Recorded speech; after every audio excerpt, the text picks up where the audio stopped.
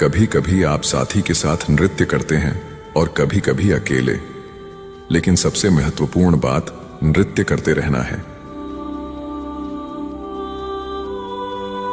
आकर्षण का नियम कहता है कि जिस पर भी आप गहराई से ध्यान केंद्रित करते हैं, उसके बारे में सोचते हैं, पढ़ते हैं और बात करते हैं, आप अपने जीवन में उसका अधिक हिस्सा आकर्षित करते हैं।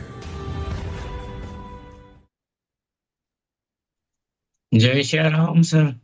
श्री राम, जय श्री राम, नमस्कार, गुड मॉर्निंग। बात नाम तो जय श्री राम सर। जय श्री राम। जय जय श्री राम सर। श्री राम, जय श्री राम सर। जय श्री राम सर। जय श्री राम सर। जय श्री राम सर। जय श्री राम सर। जय श्री राम।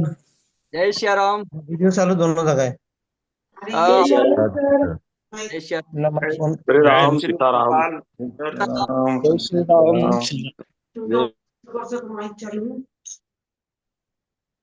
जय श्री राम सर।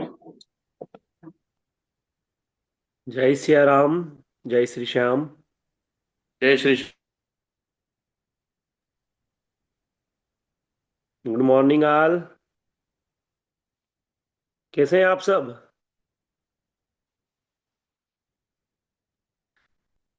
आज का सेशन बहुत ही शानदार होने वाला है। लेखराज जी, मैं आपका बहुत बहुत स्वागत करता हूं। और आज का भी दिन बहुत शानदार है। आज हम लोग कुर्सियां बांध कर बैठ जाएं, अपने जगह से नहीं हिले, जो हम कॉपी और पेन लेके बैठे, क्योंकि आप जिनको सुनने वाले हैं, आज बहुत सारी नॉलेज आपको मिलने वाली है, क्योंकि उन्होंने अपनी लाइफ में एक उपाधि प्राप्त कर रखी है जो हमें जीवन देती है। साथ में केंगन में भी एक उन्होंने एक बड़ी उपाधि ली हुई है। तो आज करीब 4 सालों का उनके पास अनुभव है, आज हम उनको सुनने वाले हैं। तो मैं चाहता हूं कि आप लोग उनके हर वर्ड को लिखें, जो आपके सवाल है मन में वो लेके बैठे, क्योंकि आप यहाँ से बहुत सारी चीज लेके आज जाने वाले हैं। मैंने भी अपने 3 साल के करियर के अंदर केंगन में उनसे बहुत सारी चीजें सीखी है, अनुभव किया है, और उस चीज को मैंने अपने आप में ढाला है।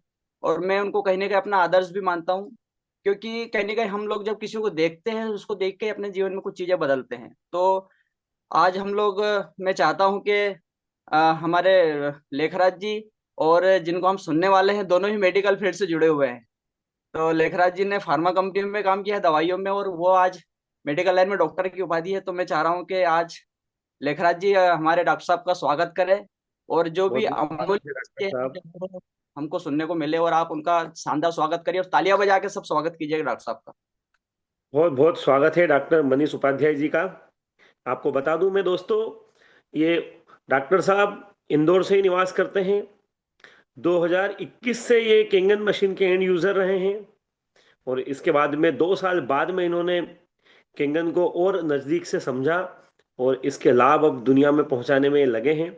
और इनके डेडिकेशन की क्या बात करें, हम रोज सुबह हमको इनकी केंगन गाड़ी में ही नजर आते हैं, लोगों को इसके बारे में समझाते हुए। सुबह 7 बजे जूम पे ये निकल जाते हैं उसके पहले ही, और इंदौर में लोगों को जागरूकता में लगे हुए हैं। बहुत ही मेहनत से सर कार्य कर रहे हैं। और आप जैसा कि सब जानते हैं, ये डॉक्टर हैं, तो डॉक्टरी के साथ में ये केंगन को समय दे रहे हैं।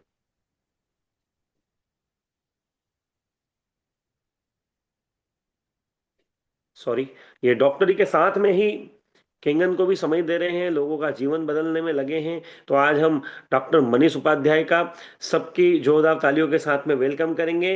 Welcome sir. आज आप अपने एक्सपीरियंस हमें शेयर करें और वैल्यूएबल हमारी जीवन में कुछ वैल्यू एडिशन करें। बहुत बहुत स्वागत है आपका।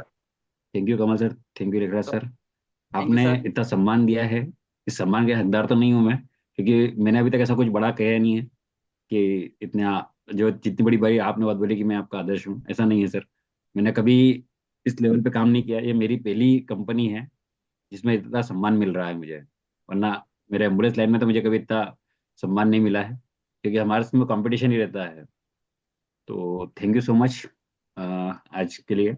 और मनोज सर का तहे दिल से धन्यवाद, जिन्होंने मुझे आज मौका दिया है अपनी जूम मीटिंग लेने के लिए। तो मैं अपनी जर्नी को स्टार्ट करता हूँ, ताकि समय से अपन मीटिंग को स्टार्ट कर सकें। मेरा नाम डॉक्टर मनीष उपाध्याय, मैं इंदौर से बिलोंग करता हूँ। और मेरे मदर फादर खरगोन में रहते हैं, और इंदौर में मैंने अपना बिजनेस स्टार्ट किया और सारा डॉक्टरगिरी इंदौर के हर हॉस्पिटल में, करीब करीब हर बड़े हॉस्पिटल में काम कर चुका हूँ। और 2007 में मैं अपना BHMS कंप्लीट किया था होम्योपैथी का। उसके बाद मैंने 2-3 साल इंदौर में जॉब किया, और उसके बाद फिर मैंने पुणे गया, और पुणे के बाद में मैंने अपना एम्बुलेंस का बिजनेस स्टार्ट किया। तो स्टार्टिंग मेरी फैमिली से करता हूँ मैं। मेरा फादर हैं, मदर हैं, फादर रिटायर्ड हैं जो खरगोन में रहते हैं, मदर भी वहाँ पे हैं। और इंदौर में मैं, मेरी वाइफ और मेरे बच्चे, हम इंदौर में रहते हैं। स्टार्टिंग से बात की जाए तो मैंने जब BHMS किया था, तो BHMS करने के बाद में मैंने जब यहाँ इंदौर आया, मैंने सेंधवा से BHMS किया, और सेंधवा से होने के बाद इंदौर आया। तो इंदौर में हॉस्पिटल्स में काम करना चालू किया, और अच्छा खासा काम कर रहा था, ICU में काम कर रहा था, इमरजेंसी में शुरू से काम किया।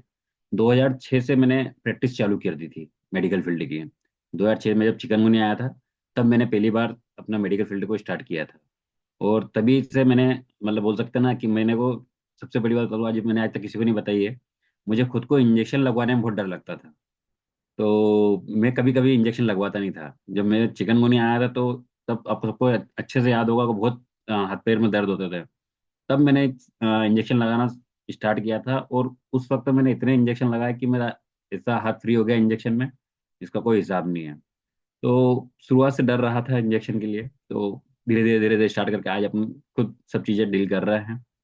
तो वहाँ से स्टार्ट हुई थी मेरी जर्नी मेडिकल फील्ड की 2006 से। और 2009 में मैंने इंदौर में हॉस्पिटल्स में काम करना चालू किया। 2010 में मैं उसके बाद में अपना इमरजेंसी का कोर्स करने के लिए मैं पुणे गया। और पुणे में जाने के बाद में दीनानाथ मंगेशकर हॉस्पिटल में मैंने वहाँ पे जॉब किया। वहाँ पे मैंने इमरजेंसी में भी काम किया, और ICU में भी काम किया, और एम्बुलेंस में भी काम किया। तीनों जगह काम किया।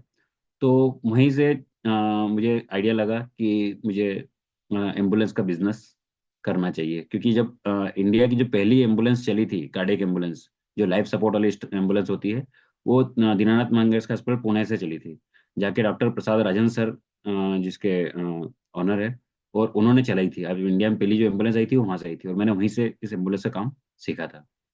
तो आज भी उस हॉस्पिटल में मेरी बहुत अच्छी वैल्यू बनी हुई है, कि आज भी अगर मैं वहाँ जाऊँ तो मुझे कोई भी वो नहीं है कि बिजनेस ना मिलेगा। और जब मैंने वहाँ से छोड़ा था, तो वहाँ से एक मुझे एम्बुलेंस भी बोला गया था कि एम्बुलेंस आप एक लो, और यहाँ से आप रन करो। तो बहुत अच्छा सर का सपोर्ट रहा था मुझे, डॉक्टर प्रसाद राजन सर का।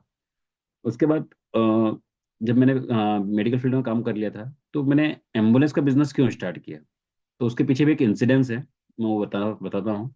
जब 2008 या 2009 में मैं जब इंदौर में हॉस्पिटल में काम कर रहा था, तो एक पेशेंट था, मतलब नॉर्मल फैमिली से था, मिडिल क्लास फैमिली से था। और उसको एक हॉस्पिटल से बड़े हॉस्पिटल जिसका आपने नाम सुना होगा, अरविंद हॉस्पिटल जाना था, जिस हॉस्पिटल में काम करता था। तो उस एम्बुलेंस वाले ने उससे 2009 में सिर्फ लोकल में पेशेंट छोड़ने के लिए 10,000 रुपये लिए थे, जो कि एक नॉर्मल व्यक्ति के लिए, जब मैं जॉब कर रहा था तब मेरे 12,000 रुपये मेरी सैलरी थी, और उससे 10,000 रुपये लिए थे, और वो काफ़ी पुअर था, ऐसा अच्छा नहीं था। तो उसने फिर भी उससे 10,000 रुपये लिए। तो मुझे बहुत बुरा लगा था कि यार, कैसे अपन अफोर्ड कर सके, अगर अपने को ये जरूरत पड़ जाए इस एम्बुलेंस की, तो अपन कैसे अफोर्ड करेंगे। तो वो दम मन में कई टीस थी। फिर जब मैं पुणे गया, और वहाँ पे मैंने जब इस काम करना स्टार्ट किया, तो हमको वहाँ पे एज ए CMO ड्यूटी करते थे, इमरजेंसी में ड्यूटी करते थे। तो वहाँ हर हर किसी की ड्यूटी होती थी कि उसको एम्बुलेंस पे जाना ही जाना है। और मैं, जब से मैंने 2006 में काम करना स्टार्ट किया था, तो मैं शुरू से इमरजेंसी में काम करता था। तो ये कह सकते हैं कि आई लव इमरजेंसी। मुझे कोई भी काम इमरजेंसी में बता दोगे तो मैं ज़्यादा अच्छे से कर सकता हूँ, बजाय उसको प्लान करने के। तो ये शुरू से मेरा काम इमरजेंसी में रहा है, मैं कोई भी चीज़ को एंड एंड मोमेंट पे अच्छे से कर लेता हूँ। तो जब से मैंने सीखा था, इमरजेंसी में ही काम किया था, तो इसलिए फिर एम्बुलेंस का वहाँ से माइंड में आया। जब मैं दीनानाथ मंगेशकर हॉस्पिटल में काम कर रहा था, तो मैं आपको बताता हूँ कि नॉर्मली हमारे को मंथ में जो 8 घंटे काम करना होता है, उससे 208 घंटे काम करना होता है। और मैं वहाँ पे जब काम करता था, तो मैंने ओवर टाइम किया था वहाँ पे। तो 208 घंटे मेरा जॉब का टाइम था, प्लस 244 घंटे मैंने ओवर टाइम किया था। तो वहाँ से एक स्पेशली लेटर आया था ऊपर से कि आप डॉक्टर मनीष उपाध्याय, बड़े 208 घंटे ने काम करने के बाद में ओवर टाइम 244 घंटे कैसे कर सकता है। तो उन्होंने बोला था सर आप उस व्यक्ति से आके मिल लीजिएगा, वो 24 घंटे में जब भी आके बैठेगा तो आपको वैसे ही दिखेगा जैसे वो अभी ड्यूटी पे आया हुआ है। तो ये मेरा शुरू से रहा है। मैंने जब भी वर्क किया बहुत हार्ड वर्क किया है। इंदौर में मैं 11-11 दिन तक कंटिन्यू ड्यूटी कर चुका हूँ, 33 ड्यूटियाँ मैंने कंटिन्यू करी है। तो काम के लिए वो नहीं है कि कभी भी मैं पीछे हटाऊं, हार्ड वर्क के लिए बहुत हार्ड वर्क किया है मैंने। तो उसी प्रकार से जब एम्बुलेंस का मैंने बिजनेस स्टार्ट किया था, तो इंदौर की जो पहली एम्बुलेंस मैंने जब स्टार्ट की थी तो वो ओपन फॉर ऑल थी। मैंने किसी हॉस्पिटल से कोई टाई अप नहीं करा कि मैं सिर्फ आपके हॉस्पिटल को ही सर्विस दूंगा। इंदौर में पूरी open for all services start की थी मैंने। जब मतलब पहली बार जब इंदौर में गाड़ी आई थी तो मैंने अपनी रेंटेड एम्बुलेंस से स्टार्ट किया था। एक रेंटेड एम्बुलेंस थी मेरी, और वहाँ से मैंने अपनी एम्बुलेंस की जर्नी को 2012 में स्टार्ट किया था। और 2012 से स्टार्ट करते करते फिर आज 2020-22 तक मैंने करीब 15 गाड़ियाँ खुद का ऑनर हो गया हूँ। मैं 15 गाड़ी का मालिक हूँ आज मैं। और टचवुड बहुत अच्छा काम है।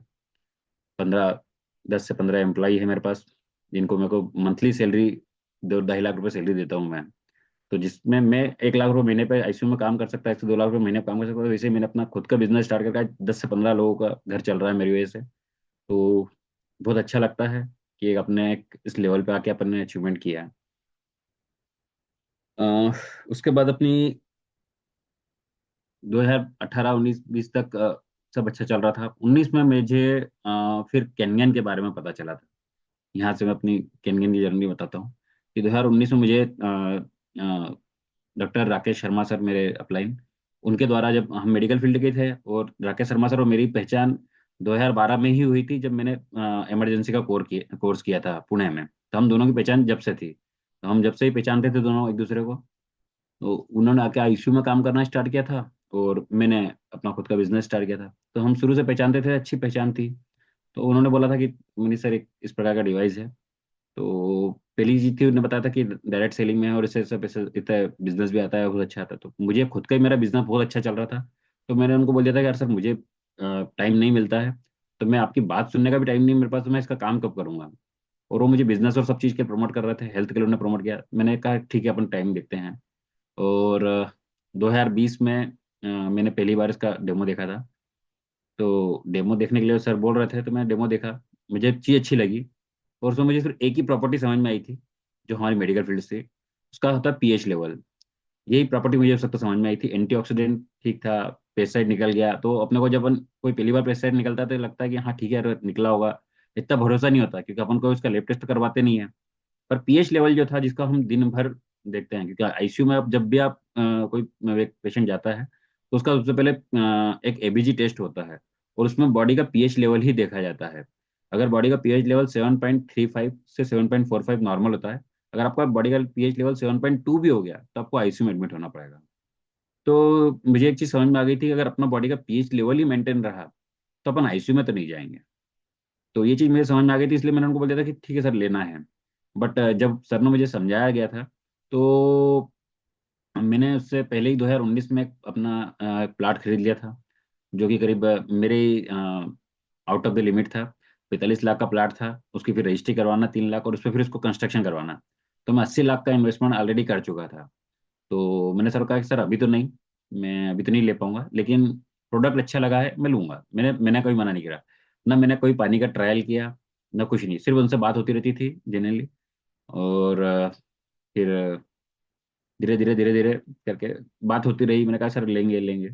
तो थोड़ा सा जब अपन एक से एक 1.5 साल बाद फिर कोरोना आया, हो सकता है कोरोना मुझे मशीन दिलाने ही आया हो। तब कोरोना में मेरा काफ़ी अच्छा बिजनेस रहा, और तब सर आए बोले अरे सर ले लो। तो मैंने कहा ठीक सर देखो टाइम तो नहीं है, पर मैं आपको बोल देता हूँ, बोले मैं इसको ले लूंगा लेकिन काम कभी नहीं करूंगा मैं। ये उनसे मैंने लेते वक्त ही बोल दिया था। उन्होंने बोला सर आप तो ले तो लो, अपन फिर बाद में देखेंगे। तो मैंने फिर उसको 30 मई 2000 मेरे जन्मदिन के दिन मनोज सर, मेरे मनुकांत सर, डॉक्टर मनुकांत सर, और सब मेरे घर पे आए थे। और उस दिन फिर मैंने कोविड के टाइम पे अच्छा पैसा आ रहा था तो घर में केस रखा था, तो मैंने केस में पेमेंट करके मैं कहते कर दीजिए सर चलो कर लेते हैं। तो मैंने उसको एज ए एंड यूजर ले ली थी। मुझे कोई वो नहीं लगा था कि इससे इतना फायदा होगा या क्या होगा। मैं ठीक है अपन पानी पीते हैं, और न मैंने इससे कोई टेस्टिमोनियल देखे थे, न ऐसा कोई बहुत बड़े रिजल्ट देखे थे। सिर्फ एंड यूजर करके मैंने मशीन ले ली थी। जब इसको मैंने घर में यूज करना चालू किया, तो शुरुआत में 2-3 महीने तक तो मुझे बार बार मतलब लूज मोशन होने लगे। तो मुझे ये लग रहा था कि ये प्रोडक्ट मैंने अपने हेल्थ के लिए लिया है, तो ये अच्छा कर रहा है या बुरा कर रहा है मेरे साथ, मुझे समझ में ही नहीं आ रहा था। तो करीब से 3 से 4 महीने मुझे लगे इस पानी को सेटल होने में मेरी बॉडी पे। तो मेरे को ऐसा लग रहा था कि यार अब क्या हो रहा है, ये इतना क्यों है। फिर वाइफ को उसके रिजल्ट आने लगे। वाइफ को सोराइसिस की प्रॉब्लम थी, जो 10 साल पुरानी थी। अब मैं होम्योपैथी मेडिसिन देता था, लेकिन कभी ठीक होता था, कभी नहीं ठीक होता था। कुछ समय रहे ठीक हो जाए, पेलेशन हो जाए, फिर जैसे ही वापस वापस एटमॉस्फेयर बदले तो वापस उनको सोराइसिस हो जाए। तो ईचिंग बहुत होती थी। एलोपैथी ट्रीटमेंट करवाया, होम्योपैथी ट्रीटमेंट करवाया, आयुर्वेदिक करा, सब किया, लेकिन कभी उसमें रिलीफ नहीं हो रहा था। लेकिन सिर्फ हमने 2.5 pH का पानी यूज करना चालू किया, तो उससे मेरेकल रिजल्ट मिले। पूरा पाँव बिल्कुल ठीक हो गया। तब मेरे को विश्वास हुआ, मैंने कहा यार पानी काम करता है। तो मैंने कहा ठीक है चलो, अपने को घर में रिजल्ट मिल गया, पर अपने मैंने कभी इसको प्रमोट करना नहीं चाहा। पहली बार जो प्रमोशन हुआ था मेरी डॉटर ने किया था, मेरे नेबर हैं उनको जाके 9 महीने बाद, 8 से 9 महीने बाद पहली बार उन्होंने प्रमोट किया था। उन्होंने बोला था, वो जो पड़ोस में गए थे तो बोले बेटा पानी पी लो, तो बोले नहीं आंटी हम पानी तो हम कैनियन पीते हैं। तो बोले आपके यहाँ कैनियन लगी हुई है क्या? तो बोले हाँ हमारे यहाँ कैनियन लगी हुई है। तो बोले मैंने सुना बहुत है इसके बारे में, और वो मेरे से बहुत पहले से जानते थे, वो 2018 से उनको जानते थे। तो बोले मैंने सुना बहुत है लेकिन देखी नहीं है मशीन। तो बोला हम देखना चाहते हैं, तो वो आप हमारे घर आए, उन्होंने देखी मशीन। तो बोले बोले सर आपके यहाँ तो लगी हुई है। तो मैंने कहा हाँ बहुत टाइम से लगी हुई है। तो बोला आपने बताया नहीं कभी कि अपने यहाँ मशीन लगी हुई है। मैंने कहा मैंने मेरे हेल्थ के लिए ली थी, मेरी फैमिली के लिए ली थी, मैं इसको बताने क्यों जाऊँगा? कि अगर आपको लग रहा है कि आपकी फैमिली के लिए है तो आप ले सकते हैं, और इससे फायदे, तो फिर मैंने कहा हमारे को बहुत फायदे हुए हैं, भाई को सोराइसिस ठीक हुआ है, सब चीज़ें। तो उन्होंने बोला हम इसका पानी यूज़ करेंगे। तो ठीक है, उन्होंने पानी यूज़ करना चालू करा, उनको भी अच्छे रिलीफ मिले। तो पहली बार वहाँ से मैं से मतलब मेरे घर से प्रमोशन जो हुआ था मेरी डॉटर ने किया था। फिर चलता रहा, पानी पीते रहे, और मैं तो अपने एम्बुलेंस काम में ही व्यस्त रहा। फिर एक दिन हमारे अपलाइन राकेश सर, उन्होंने मुझे जबरदस्ती एक सयाजी का इवेंट हुआ था, उसमें ले गए। और उसमें भी उसका जो 1,000 रुपये टिकट था, तो और संडे का दिन था। तो मैं कहा सर देखो मुझे सिर्फ संडे ही मिलता है, और आप वो भी दिन मुझे वहाँ ले जा रहे हो इवेंट में, मेरा पूरा दिन खराब हो जाएगा। तो बोले नहीं नहीं सर आप तो एक काम करो, सिर्फ चलो मेरे साथ, आपसे इवेंट का पेमेंट मैं दूंगा। और आज तक मैंने पेमेंट 1,000 रुपये रिटर्न भी नहीं करे उनको, ताकि मुझे बताते रहे कि हाँ ये इवेंट सही मेरी केनगन में लिए यूटर्न आया था। तब जब मैं सयाजी का इवेंट मैंने अटेंड किया था, तो मुझे वहाँ पे मनोज सर का, मनोज सर को सुनने मिला था, शैलेंद्र तिवारी सर को सुना था मैंने। तो शैलेंद्र तिवारी सर के मुंह से एक शब्द निकला था जो मुझे एक ही वाक्य टर्न कर गया था, कि मुझे क्यों कैनियन करना चाहिए। तब उन्होंने बताया था कि वो 6 to 8 days फ्री थे, और उन्होंने बोला था कि बोला आप कोई भी काम कर रहे हो, जैसे लाइक मैं एम्बुलेंस का काम कर रहा हूँ, मैं कोई व्यक्ति जॉब कर रहा है, कोई खुद का बिजनेस कर रहा है, सब कुछ कर रहे हैं, ये आपकी एक्टिव इनकम है। आपका पैसिव इनकम क्या सोर्स है? और तब तक मुझे कुछ active income, passive income, direct selling, marketing, इसके बारे में कुछ पता नहीं था। मैंने मेरी खुद की एम्बुलेंस की मार्केटिंग भी कभी नहीं करी। एक बार जब मैंने स्टार्ट किया था, जब जाके मैं लोगों से मिला था, सबको बताया था, फिर टचवुड मेरा काम इतना अच्छा रहा कि वो अपने आप मेरा नाम फेमस होता चला गया। और आज इंदौर का ऐसा कोई हॉस्पिटल नहीं जो मुझे नहीं जानता। तो मार्केटिंग तो मैंने कभी करी नहीं, तो मुझे मार्केटिंग समझ में आती भी नहीं थी। और मार्केटिंग की बात बोले, मुझे कोई अगर एम्बुलेंस का 50,000 से 1 लाख का कॉल भी होता था, तो मैं उसको दोबारा पलट के कॉल नहीं करता था कि भैया तुम्हारा क्या हुआ, चलना है कि नहीं चलना है। उनकी जरूरत होगी तो बुला लेंगे, नहीं तो नहीं जाएंगे। तो मार्केटिंग कभी करी नहीं, तो मार्केटिंग आती भी नहीं थी। तब मैंने वहाँ पे एक सर के मुंह से एक पॉइंट सुना था कि पैसिव इनकम। तब मुझे पहली बार क्लिक हुआ था कि पैसिव इनकम क्या होता है। तो उन्होंने बहुत अच्छे शब्दों में बताया था कि अगर आज मैं काम कर रहा हूँ, और अगर मुझे खुदा ना खास्ता कुछ हो जाए, तो भी मेरे घर में 8 से 10 लाख रुपए इनकम एज इट इज आती रहेगी। तब मुझे वो पॉइंट हिट कर गया था कि यार अपन ऐसा काम कर रहे हैं, आज अपन ने एक किराए गाड़ी से स्टार्ट किया और आज 15 गाड़ी के मालिक हैं, लेकिन कब तक? जब तक अपन है। आज अगर मैं हूँ तो कोड ब्लू है, अगर मैं नहीं रहा तो वो कोड ब्लू नहीं रहेगी। तो ये बात मेरे समझ में आई कि नहीं यार, ये बात तो सोचने वाली है, विचार करने वाली है, कि इस पे विचार किया जा सकता है कि अपन ऐसा क्या कर रहे हैं कि अपन सोते हुए भी रहें तो भी अपने घर में एक ऐसी एज इट इज इनकम आती रहे। आज हम अगर कोई बोले, कोई कोई कलेक्टर बन जाए, आईएएस बन जाए, आईपीएस बन जाए, तो वो जब तक है, जब तक वो खुद जिंदा है। अगर उसको कुछ हो जाएगा तो वो सबसे डिग्री सब चली जाएगी, तो उनकी पूरी मेहनत बर्बाद हो जाएगी। लेकिन बिजनेस में अगर अपन इसको एक स्टेबल बिजनेस कर लिया जिसमें पैसिव इनकम आती रहे, तो वो हमेशा हो सकता है। तो वहां से मुझे स्टार्ट हुआ, तब मैंने उसको फिर सोचना चालू किया। उसके बाद फिर अब मेरा काम ही इतना एम्बुलेंस का इतना बिजी था कि मैं उसको कैसे करूंगा, ये नहीं हो पा रहा था कि इसको मैं अब कैसे कैसे इसको अब समझ में तो आया कि करना चाहिए, अब कैसे करना चाहिए उस पर समझना के लिए स्टार्ट किया फिर मैंने। तो फिर मनोज सर से मुलाकात हुई। राकेश सर ने बताया कि इसको अपन इस प्रकार से किया जा सकता है। फिर अब मैं कुछ अपना दिमाग में थोड़ा ज़्यादा ही लगाता हूँ। मैंने कहा यार इसको कुछ किया जाए। तो फिर मैंने अपनी एक एम्बुलेंस को ही कन्वर्ट किया कि मेरे को बताया गया कि लोगों को मिलना है। तो फिर मैंने एक एम्बुलेंस को कन्वर्ट करके उसको फिर डेमो ऑन व्हील्स बनाया। और टचवुड वो इंडिया की या वर्ल्ड की पहली गाड़ी है जो डेमो ऑन व्हील्स के नाम से है। और उसी गाड़ी की वजह से और मनोज सर की वजह से मुझे आज सब पहचानने लगे हैं। हर टीम, बाहर की टीम भी मुझे पहचानती है। तो वो एक पहला काम रहा कि मैंने कभी भी काम किया तो हट के काम किया। और जब डेमो व्हील्स बनाई थी तो उसके बाद में मुझे बहुत अच्छा रिजल्ट मिलना चालू हुआ।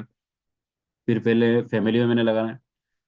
मेरे फैमिली में आज मेरे पास खुद के घर में 5 मशीनें हैं। मेरे मदर फादर के पास हैं, 2 मशीन मेरे पास है। मेरी छोटी बहन, मेरी बड़ी बहन, मेरे घर में सभी व्यक्ति कैन पानी ही पीते हैं।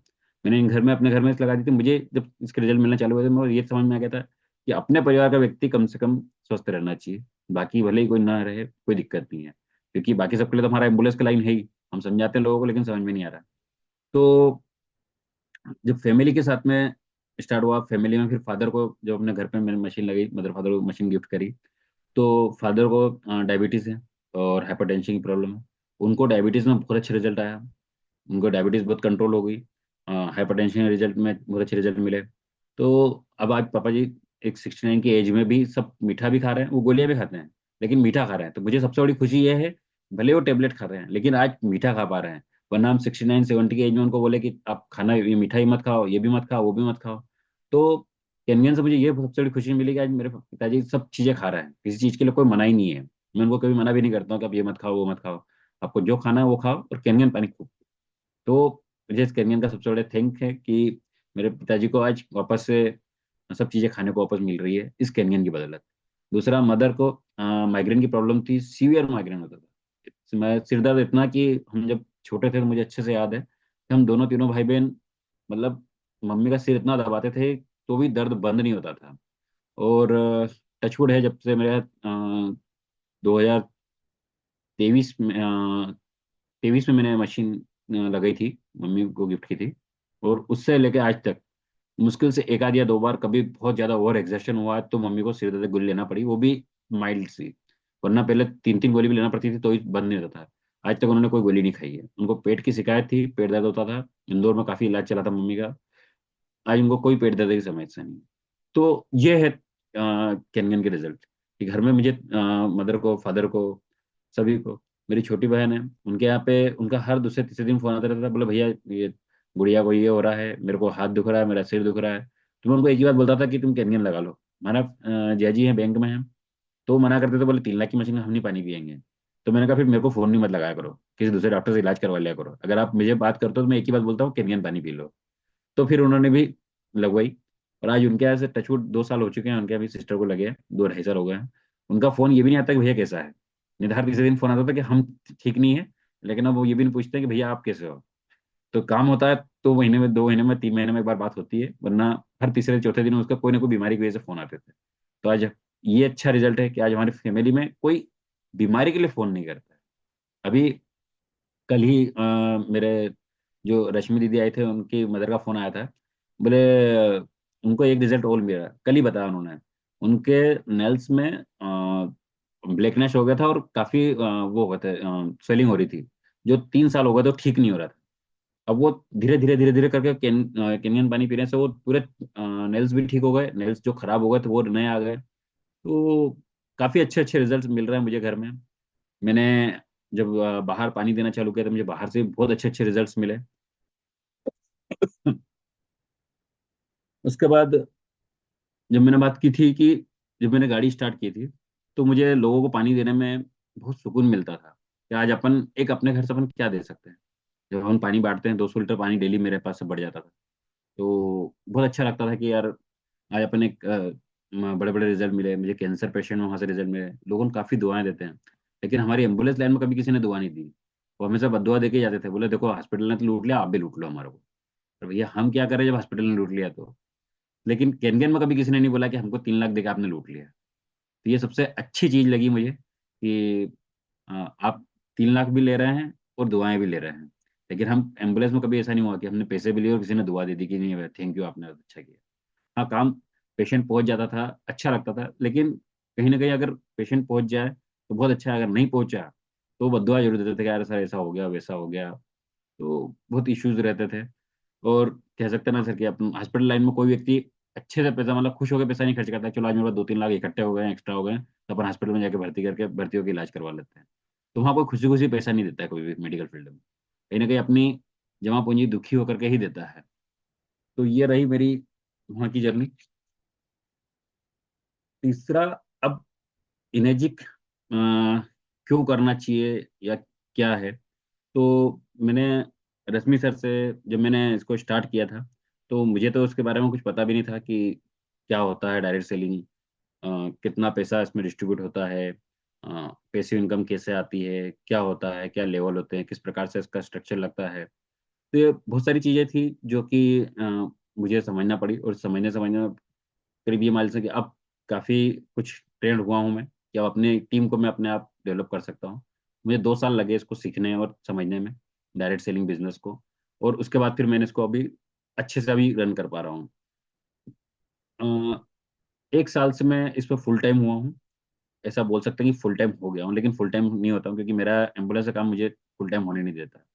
लेकिन फिर भी मैं जितना समय मिलता है मैं उसमें अपने कैरियर में देता हूँ। कुछ चीज़ें हैं जो कि मेरे को बताता हूँ कि आपको अगर अपन कैरियर कर रहे हैं तो क्यों कैरियर करना चाहिए और किस प्रकार से कैरियर करना चाहिए, जो मुझे समझ में आया है उस बारे में बात करता हूँ। तो 3 चीज़ें होती है कि वाई एनर्जिक, वाई कैरियर और वाई फ्रॉम यू। 3 चीज़ें अपने को जो मैंने सुनी थी मुझे बहुत अच्छी लगी थी कि हमें इनेजिक क्यों करना चाहिए। तो उसकी कंपनी के प्रोडक्ट के बारे में बात करें अपन कि 50 साल पुरानी कंपनी है। आप किसी से भी पहचान रखते हो तो अपनी, आप किसी को भी डेमो देने जाते हैं या बात करने जाते हैं तो अपन अपनी पहचान देखते हैं कि अपन कोई व्यक्ति कितना साल से अपने को जानता है। अगर जितनी ज़्यादा पुरानी पहचान होगी उतना ज़्यादा अपने पर ट्रस्ट होगा। तो हमको पहली चीज़ ये 50 साल पुरानी कंपनी है तो हम इस पर ट्रस्ट कर सकते हैं। दूसरी चीज़ इसका प्रोडक्ट, प्रोडक्ट लाजवाब प्रोडक्ट है। तीसरा चीज का प्लान, जो बिजनेस प्लान के आज भी कोई व्यक्ति जैसे आपने देखा है कि मैंने सुना है कि मल्टी लेवल कंपनी में कोई अगर अच्छे लेवल पे पहुंच जाए या कहीं पे भी कोई भी ऑफिस में कोई बड़े लेवल पहुंच जाए और उसकी इनकम अगर ज्यादा हो जाए तो उसको किसी न किसी तरीके से या किसी कारण से टर्मिनेट कर दिया जाता है। लेकिन हमारी कंपनी में ऐसा नहीं होता। जो जिस लेवल पे जा रहा है उसको और अच्छा प्रमोशन मिलता है, बढ़ता जाता है आगे। तो ये चीज है कि उसका प्लान भी चेंज नहीं हुआ, पेटेंटेड है प्लान भी। तो ये प्रारंभ की एनर्जी क्यों करना चाहिए। अब बात करें अपन कैनियन की कि वाई कैनियन। अब आयोनाइजर की बात करें अपन तो आयोनाइजर है कैनियन जो कि दूसरों से ज़्यादा अच्छा है। इसमें अभी पेटेंटेड की बात करें तो 11.5 पीएच और 2.5 पीएच। ये जब हमने इसको घर में यूज़ करना चालू करा 11.5 पीएच और 2.5 पीएच को, तब इसके रिजल्ट्स लगे कि हाँ वास्तव में इसके बहुत अच्छे रिजल्ट हैं। हाँ, कि अब सब्जियों से कीटनाशक निकल रहा है। सब्जियां धो के हम फ्रिज में रख दे तो 8-8 दिन तक फ्रिज में सब्जियां वैसी रहती जैसे हम आज लेके आए हैं, फ्रेश की फ्रेश। और 2.5 पीएच के रिजल्ट तो मैंने आपको बताया कि वाइफ को रिजल्ट मिले 2.5 पीएच के। तो उसको फिर मैंने 2.5 पीएच के पानी को जब मैंने सुना था इसको एक बार कि इसको यूएई गवर्नमेंट ने एज ए सैनिटाइजर अप्रूव कर रहा है। 2.5 पीएच के पानी को यूएई गवर्नमेंट, अपने सऊदी की गवर्नमेंट ने इसको यूएई ने एज ए सैनिटाइजर अप्रूव करा है कि आप इसको अगर कहीं पे यूज कर लेंगे तो कहीं पे भी कोई बैक्टीरिया इसकी कोई ग्रोथ नहीं होगी। तो इसको मैंने क्या करा, मैंने कहा इसको अपन टेस्ट करते हैं कैसे ये वास्तव में है कि नहीं। तो मैंने अपनी एम्बुलेंस को इससे 2.5 पीएच के पानी से क्लीन करवाया और उसके बाद इसका जो सैंपल देते हैं कि आपकी गाड़ी में कोई बैक्टीरिया इसकी कोई ग्रोथ तो नहीं है, और वो मैंने सैंपल दिया तो उसमें किसी भी प्रकार की कोई ग्रोथ नहीं आई। तो मेरे को लगा कि हाँ वास्तव में ये चीज़ें है जो 2.5 पीएच का पानी इतना पावरफुल पानी है। हम 2.5 पीएच के पानी को भले ही नॉर्मल लेते हैं लेकिन 2.5 पीएच का पानी काफ़ी पावरफुल है।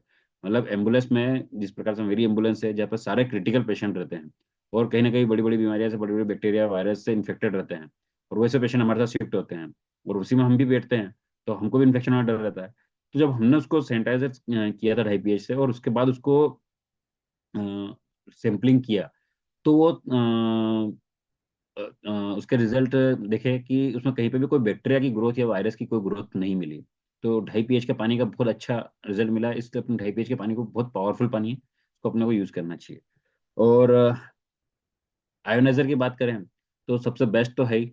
आज हम देख रहे हैं कि इससे बहुत सारे दूसरी कंपनी के आयनाइजर आ गए हैं मार्केट में, लेकिन अपना जो आयनाइजर है वो आज 5 साल 7 साल 10 साल पुरानी भी मशीन हम देख रहे हैं, जैसे 7 साल पुरानी मनोज सर के पास अपन मशीन देखते हैं, वो भी वैसी ही चल रही है जैसे नई मशीन चलती है। तो बेस्ट तो है वहाँ पे। और तीसरा, वाई फ्रॉम यू, अपने से केनियन आपसे क्यों ले। तो इसीलिए मैंने अपने आप पे काम करना चालू किया कि इनेजिक में अपने से ही केनियन क्यों ले। तो इसका एक मुझे एक बहुत अच्छा एक कोट सुनने आया था, जब सबका काम खत्म होता है तब अपना काम स्टार्ट होता है। जैसे मैं एम्बुलेंस लाइन में, कि जब सब जन थक हार जाते हैं कि नहीं अभी आप पेशेंट ये शिफ्ट नहीं होगा या ऐसा नहीं होगा, तो मुझे याद करते हैं। तो मैंने कहा कि केनियन में भी जब भी मुझे याद करना चाहिए कि जब नहीं हो रहा है, तो अपने आप को इतना उसमें फील्ड में तो अपने आप को इतना खपा दो या खत्म कर दो, ये सीख लो इतना कि आपको जब भी केनियन की बात करें तो आपको सब चीजें आना चाहिए, सब चीजें होना चाहिए, तो ही आप उसमें आपसे व्यक्ति मशीन लेगा। तो तब मैंने उसको धीरे धीरे करके स्टार्ट करना सीखना चालू किया। जब मेरे घर मशीन इंस्टॉलेशन हुआ था, तो फर्स्ट इंस्टॉलेशन में उसने मुझसे 4,500 रुपये लिए थे। तो मुझे लगा था यार ये काफी ज्यादा नहीं है, 4,500 रुपये उसने मुझसे ले लिए। तो मैंने कहा ठीक है भैया, तूने मेरे से ले लिया, लेकिन अगली जो मेरी पहली मशीन लगी थी, तो उसका खुद का इंस्टॉलेशन भी मैंने खुद ने किया था।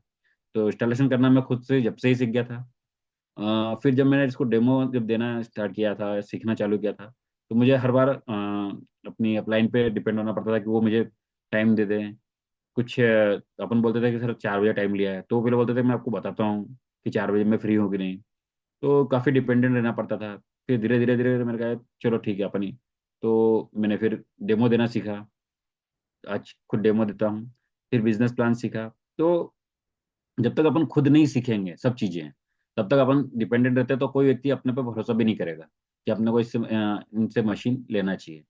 तब मैंने उसको खुद का इंस्टॉलेशन, खुद का डेमोस्ट्रेशन, बिजनेस प्लान, सब चीज देना सीखी। और जब ये सब चीज सीख गया हूँ, तो आज मेरे को ये गर्व है कि मेरी टीम में अगर कोई जरूरत पड़ेगी तो मुझे किसी अपलाइन को लेके जाने की जरूरत नहीं पड़ती कि यार आपको डेमो करना है। तो यही चीज अपने टीम में डेवलप करते हैं कि अपन अगर इससे जब से सीख गए, तो अपनी टीम को अपन अच्छे से हैंडल कर सकते हैं। मैंने सारी सब चीज़ें मनोज सर से बहुत सी चीज़ें सीखी। हर मीटिंग में जाना, हर इवेंट अटेंड करना, प्रोग्राम अटेंड करना, तो वहाँ पे कहीं ना कहीं सब चीज़ें सीखने को मिलती है। तो आपको जब भी ज्ञान चाहिए तो अपने को यहाँ से ही मिलेगा, जूम मीटिंग से और इनसे। अब बात करें कि अपन लीडर की, कि अपने को एक लीडर में क्या क्या खासियत होना चाहिए, या जो चीज़ मुझे लगी थी, जो मैंने जब अपने आप में फील किया, जब मैं इस कैरियर में बिजनेस में उतरा और जब इस बिजनेस को करने लगा, डेमो देने लगा, तो क्या क्या चीज़ें लगी कि जो होना चाहिए। तो फर्स्ट मैंने देखा था कि अपने खुद को डेमो देते आना चाहिए अपने पास। मैंने जब इसका काम स्टार्ट किया था, तो मशीन आने से 1 महीने 1.5 महीने बाद ही मैंने मेरा अपना किट पूरा तैयार कर लिया था। और 2-3 महीने या 4 महीने बाद में अपना खुद का डेमो देना धीरे धीरे सीख गया था। पर उतने उतने नहीं होते थे, लेकिन डेमो देना मैं सीख गया था। बिजनेस प्लान, उसके बाद में फिर बिजनेस प्लान सीखा। ये डेमो के बाद में बिजनेस प्लान अपना, कि अपने को किसको बिजनेस प्लान देना चाहिए, कहाँ पे बिजनेस की बात करना, कहाँ पे डेमो की बात करना। ये चीज़ें मैंने सीखी। तो मुझे जब अपने पास खुद के लिए अपन करने लगे हैं, तो अपन किसी पे डिपेंडेंसी नहीं रही, डिपेंडेंसी खत्म हो गई है। तो मैं ये चाहता हूँ कि भाई जो भी व्यक्ति अपने को इस कैनगन के बिजनेस में आ रहा है, तो कम से कम एटलीस्ट 5 साल के लिए इस बिजनेस में उतरे। और नहीं अगर कर सकता, 5 साल नहीं दे सकता, तो अपनी मशीन को या तो अपनी अपलाइन को दे दे। अगर उसको अपनी मशीन ही फ्री करना है तो अपनी अपलाइन को दे दे कि भैया अपनी मशीन ये अब दे दो, ताकि उस व्यक्ति को मशीन की केयर मिल जाए। मुझे बहुत से लोगों ने ऐसे मिलते हैं जिन्होंने मशीनें लगा दी है। और मैं जिन्हें अपनी इस पे रहता हूँ, हम अपने डेमोन व्हील्स पे रहता हूँ, तो बहुत से लोग मुझसे मिलते हैं आकर के, कहीं ना कहीं टकराते हैं। वो बताते हैं कि भैया ये चीज़ आपने हमारी मशीन तो लगा ली, लेकिन हमको इसकी सर्विस नहीं मिल रही है। तो कहीं ना कहीं प्रोडक्ट इस प्रकार से बदनाम होता है। आप मशीन लगा लेते हो, उसकी केयर नहीं करते हैं, तो ये चीज़ें फिर मार्केट में जाती है, और मार्केट में अपना नाम खराब होता है कि यार अब ये चीज़ हमने लगा ली थी। अब अभी मैं एक पुराना ही 8 दिन पुराना इंसिडेंस बताता हूँ। कि एक व्यक्ति आए थे, उन्होंने बोला मशीन तो बहुत अच्छी है, लेकिन आप किसी अच्छे व्यक्ति से लगवा लीजिएगा। तो बोले जिनने मुझे लगाया था मैं तो उनको जानता भी नहीं हूँ, वो ऐसे ही मिले थे तो मैंने लगवा ली थी, आज 5 साल हो गए हैं। तो मैंने कहा सर आपको डीप क्लीनिंग कब हुई थी, तो बोले ये क्या होता है। उन्होंने कभी क्लीन नहीं है, बोले हाँ कभी कभी वो RO से बुलवा करके उससे क्लीन करवा लेते हैं। तो मशीन तो दे दी लेकिन उसको क्लीन नहीं मिली, क्लीन नहीं हो रही है। तो अगर आप मशीन लगा रहे हैं, अपने नीचे मशीन लगा रहे हैं, तो कोशिश करें कि सब चीज़ें अपन सीख जाएं। डेमो देना, बिजनेस प्लान देना, मशीन की क्लीनिंग, ये सब चीज़ अपने को आना चाहिए। जो चीज़ मैंने सीखी, ये मुझे क्या है, खुद से ऊपर अप्लाई करना चाहिए और खुद से सीखा। तो पहली चीज़ ये कि अपना जब अपन लीडर बन रहे हैं तो उसके दूसरा अपनी टीम को अपन बेनिफिट्स, अब मेरी टीम तो खैर नहीं करती तो, लेकिन मुझे जो चीज़ लगी थी जो होना चाहिए थी कि अपने हर जूम मीटिंग में बैठना चाहिए। जो चीज़ मुझे मेरी अपलाइन ने बताई, मनोज सर से सीखी मैंने। तो मैं कभी भी कोई मीटिंग नहीं छोड़ता हूँ, जूम मीटिंग कभी नहीं छोड़ता हूँ। यही कारण है कि आज आप मुझे जूम मीटिंग में सुन रहे हैं, क्योंकि मुझे सब चीज़ें जो भी नॉलेज मिला है वो जूम मीटिंग से, इवेंट से और सेमिनार से यहाँ मिला है। तो ये चीज़ें अपने पास होना चाहिए, करना चाहिए। और तीसरा, सेल्फ डेवलपमेंट होना चाहिए कि अपन खुद से डेवलप हो जाएं, कि अपन हर चीज़ खुद कर लें। जैसे हमको किसी चीज़ पे डिपेंडेंट ना होना पड़े, तो सेल्फ डेवलपमेंट हो जाना चाहिए। अब एक चीज़, ये तो मेरा जर्नी और ये रहा। अब सब चीज़ बताते हैं लोगों ने। अभी हमारे सभी ने मीटिंग ली थी, सबने बोला था कि मैं ये करना चाहिए, ये करना चाहिए मीटिंग में, अपने डेली रूटीन में, डेमो के लिए, आगे चल के अपने प्लान के लिए, बिजनेस के लिए स्ट्रेटेजी बनानी चाहिए। मैं कभी स्ट्रेटेजी पे नहीं बोलता हूँ कि अपने को ये करना चाहिए, क्योंकि मैं खुद ही नहीं करता हूँ। अब मेरा खुद का प्लान, आज कल, जैसे कल का एक बात बताऊँ कि कल सुबह से मैं निकला था एक डेमो देने के लिए, कि मेरे को डेमो देने जाना था। लेकिन एम्बुलेंस कॉल में इतना बिजी रहा कि मैं सुबह से लेकर शाम तक, रात को 9, साढ़े 9, 10 बजे घर पहुंचा। तो वाइफ को बोल के कहा था मैं डेमो करने जा रहा हूँ। अभी ने बोला हो गया, मिल के आ गए उनके यहाँ। तो मैंने कहा नहीं, वहाँ नहीं गया। तो बोले तुम तो डेमो बैग लेके निकले थे, डेमो करने गए थे। मैं कहा कॉल्स इतने थे एम्बुलेंस के कि मैं जा ही नहीं पाया उनसे। तो खुद ही मिल नहीं पा रहा हूँ उनसे कि अ, जिनके बाद डेमो देने जाना था वहाँ नहीं हो पाया मेरे से काम। कि अ, क्या बोले हम इसको, कि लोगों के पास डेमो के लिए नहीं है और मेरे पास डेमो होते हैं लेकिन मेरे पास टाइम नहीं है। तो क्यों नहीं है, और मेरे जो लेवल भी अचीवमेंट नहीं हो रहा, वो क्यों नहीं है? क्योंकि सर मेरे पास जो टाइम की सबसे बड़ा शॉर्टेज है। कि मेरा टाइम, जो बोल सकते हैं कि आपका टाइम आपका है, जैसे आपने कहीं कोई व्यक्ति जॉब कर रहा है तो 8 घंटे जॉब करता है, उसके बाद पूरा फ्री है। मेरे पास 24/7 के जॉब है। तो मेरा टाइम मेरा नहीं है, खुद का टाइम नहीं है। मेरा टाइम लोगों पर डिपेंड होता है कि मुझे कोई कॉल आया तो मुझे वहाँ जाना पड़ता है, या कहीं ना कहीं इमरजेंसी डील करना पड़ती है। और अगर मैंने टाइम नहीं दिया, जैसे मैं किसी को बोलता हूँ कि मैं आपको आधे घंटे में रिप्लाई कर रहा हूँ, और अगर मैंने आधे घंटे में रिप्लाई नहीं किया तो इसका मतलब है कि मैं मुझे कहीं दूसरे काम में उसने उलझ गया हूँ मैं। तो मैं खुद बोल देता हूँ कि मुझे आप आधे घंटे फिर फोन कर लेना, कि अगर मैंने आपको आधे घंटे टाइम दिया है तो मैं आपका आधे घंटे में काम कर दूंगा, अगर नहीं कर पाऊँ तो मुझे आप वापस कॉल कर लें। तो मेरा टाइम मेरा नहीं है। इसीलिए मुझे लगता है कि आज जो मेरा लेवल अचीव नहीं हो पा रहे हैं, वो यही सबसे बड़ा कारण है कि मैं अपने टाइम को मैनेज नहीं कर पा रहा हूँ। टाइम मैनेज नहीं होता है। तो अब आज मुझे जो बोलना चाहिए, ये मेरा व्यक्तिगत विचार है। जैसे अभी आपने सब चीज़ सुनी थी कि हमको ये करना चाहिए। जैसे अभी धर्मेंद्र सर ने बात की थी, धर्मेंद्र सर ने बहुत सारी चीज़ें अच्छी बताई थी कि अपने को डेली, जब हम एक प्रोग्राम अटेंड करने गए थे, तब उन्होंने बहुत सी चीज़ बताई थी जिन्हें धर्मेंद्र सर ने उसको रिपीट की थी, कि हमें डेली वन वन गोल, एक गोल लेना चाहिए, सब कुछ करना चाहिए। डेली एक गोल लेना चाहिए, डेली डेमो करना चाहिए, ये सबको होना चाहिए। मैं कभी ये नहीं बताऊंगा कि ये मेरा व्यक्तिगत विचार है, जो मैं आपको बताना चाह रहा हूँ कि हमें क्या नहीं करना चाहिए। सभी ने बता दिया आपको कि क्या करना चाहिए, लेकिन मैं इसको कोई अपने ऊपर ना ले, ना कोई पर्सनली ले। मैं ये बताता हूँ कि आपको क्या नहीं करना चाहिए। सभी ने बता दिया आपको कि क्या करना चाहिए। तो मुझे ये चीज़ लग रही है कि जो मैंने कल रात को 10, साढ़े 10, 11 बजे आके, मैं जब कल मुझे पता चला कि मुझे सेशन लेना है, तो मैं क्या बताऊँ। तो मैंने इस पे विचार किया और कुछ पॉइंट्स ऐसे नोट किए हैं कि हमको क्या नहीं करना चाहिए। ये मेरे खुद के व्यक्तिगत विचार हैं, कोई इसको वो नहीं करना चाह रहा हूँ मैं कि मैं किसी के ऊपर बोल रहा हूँ, कि किसी को ले करके बोल आप रहा हूँ, बकायदा बोलिए सर, बढ़िया है। है ना। बताइए। तो क्या नहीं करना चाहिए, तो मैं सबसे पहली चीज़ है कि हमारा जो जूम मीटिंग का टाइम है, वो टाइम स्टार्ट होता है तो हम स्टार्टिंग के टाइम पर हम बिल्कुल टाइम से लेते हैं। एक, हम स्टार्टिंग का टाइम 6:50 से स्टार्ट होता है, तो 8:30 बजे टाइम अपना खत्म होना चाहिए।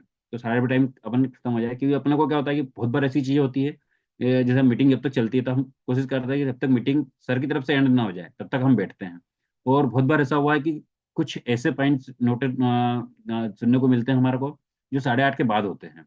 जैसे अभी 8-10 दिन पुराना की बात करें अपन, बड़नगर से जो डॉक्टर साहब आए थे, उनके वो 8:30 के बाद में आए थे, और उन्होंने 8:50 पे उनकी हिस्ट्री बताई थी, और उनको साइटिका में रिजल्ट मिला था।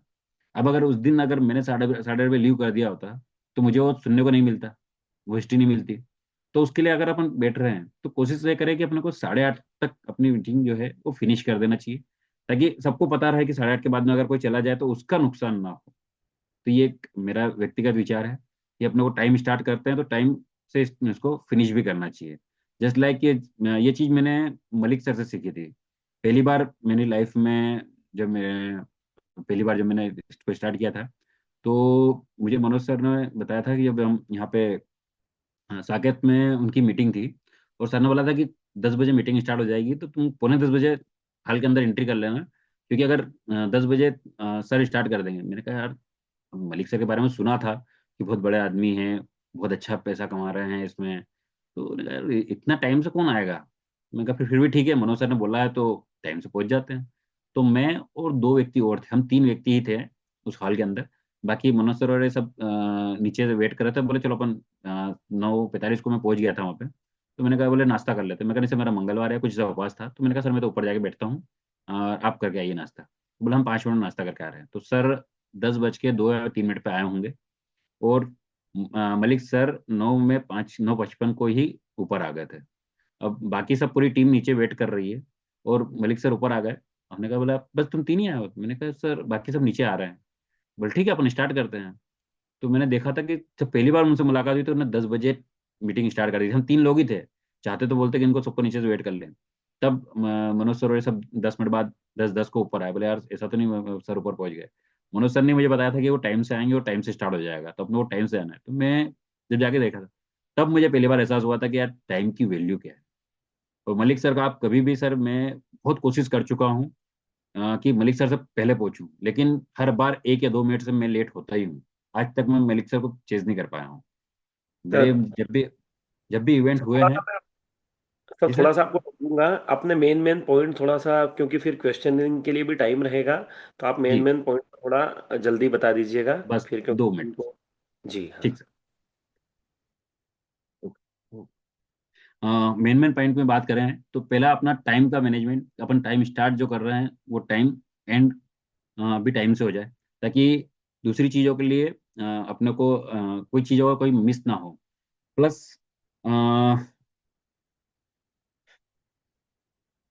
अपना दूसरी चीज बोली जाए मैनर्स, अपने खुद के सेल्फ मैनर्स होना चाहिए। जैसे कि वीडियो ऑन रखना, अ, बात किसी ने अपने बात बोली उसके बाद उसको म्यूट कर देना मोबाइल को। तीसरा, टाइम पे आना। ये चीज़ अपने प्रॉपर खुद के एटिकेट्स मैनर्स होना चाहिए अपने में।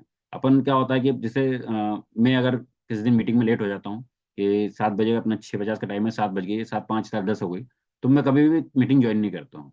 क्यों? क्योंकि अगर मैंने मीटिंग ज्वाइन की तो क्या होगा, कहीं ना कहीं सर उस बारे में बात करेंगे, अच्छा डॉक्टर साहब लेट हो गए हो। तो मुझसे अगर 2 से 5 मिनट अगर मेरे पे उस टॉपिक पे मेरी बात चली कि मैंने बताया कि सर मैं इस कारण से लेट हुआ हूँ, बाकी 50 लोगों को उससे कोई लेना देना नहीं है कि मैं क्यों लेट हुआ हूँ, लेकिन उन सबको भी वही बात सुनना पड़ती है। तो मेरी वजह से अगर 5 मिनट लेट हुआ हूँ, तो आज अगर व्यक्ति एक छोटा एग्जाम्पल समझे कि हम 50 व्यक्ति मीटिंग में बैठे हैं, और सर ने मुझसे 5 मिनट के साथ बात करी है, जो कि मेरी गलती है कि मैं इस वजह से नहीं लेट हुआ।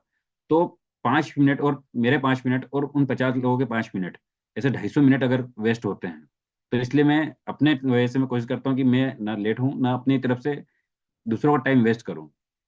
तीसरा चीज, लेट आने पे जैसे मैंने बताया कि लेट अगर आ रहे हैं तो अपने सबके टाइम खराब हो रहे हैं, और वीडियो बंद कर रहे हैं। तो सर अगर उस बात पे बोलते हैं, और कम से कम 50 बार बोल चुके हैं सर इस बात, लेकिन फिर भी अपन वही की वही गलतियां कर रहे हैं। अगर आपको नहीं ज्वाइन करना है, आप वीडियो ऑन नहीं रख सकते हैं, तो लीव कर दो, क्योंकि इसमें हमारा फॉल्ट है ना, कि हमारी वजह से बाकी सब लोगों जो सुन रहे हैं, 50 से 100 लोगों जो आज मीटिंग में बैठे हैं, उनका सबका टाइम वेस्ट होता है। तो उनका टाइम वेस्ट ना हो। दूसरा, बिना वजह की जैसे एक पॉइंट और मैं नोटिस करता हूँ हमेशा मीटिंग में, कि हमको ये नहीं करना चाहिए कि आज जैसे मैंने मीटिंग ली, तो अब मीटिंग लेने के बाद में अगर आप बोलेंगे कि इनका रिव्यू बताओ, तो सभी ने एक ही बात बोलेंगे, सर आपने मीटिंग बहुत अच्छी ली, आज का जूम का सिस्टम बहुत अच्छा रहा। तो ये बात अगर कोई व्यक्ति ने एक बार बोल दी है, तो उसी को सभी व्यक्ति रिपीट करते हैं। तो उसी बात को रिपीट करने में अगर 1 मिनट खराब हो रहा है, तो सभी के मिनट खराब हो रहे हैं। तो अगर आपने कुछ वैल्यूबल नोटिस किया है, जो कि आपने नोट किया कि यार ये व्यक्ति ने ये बात अलग सबसे हटके बोली थी, तो सिर्फ उसी पॉइंट को हाईलाइट करना चाहिए, ताकि अगर वो पॉइंट किसी से मिस हो गया है तो वो उसको वहां पे वापस दोबारा नोट कर ले।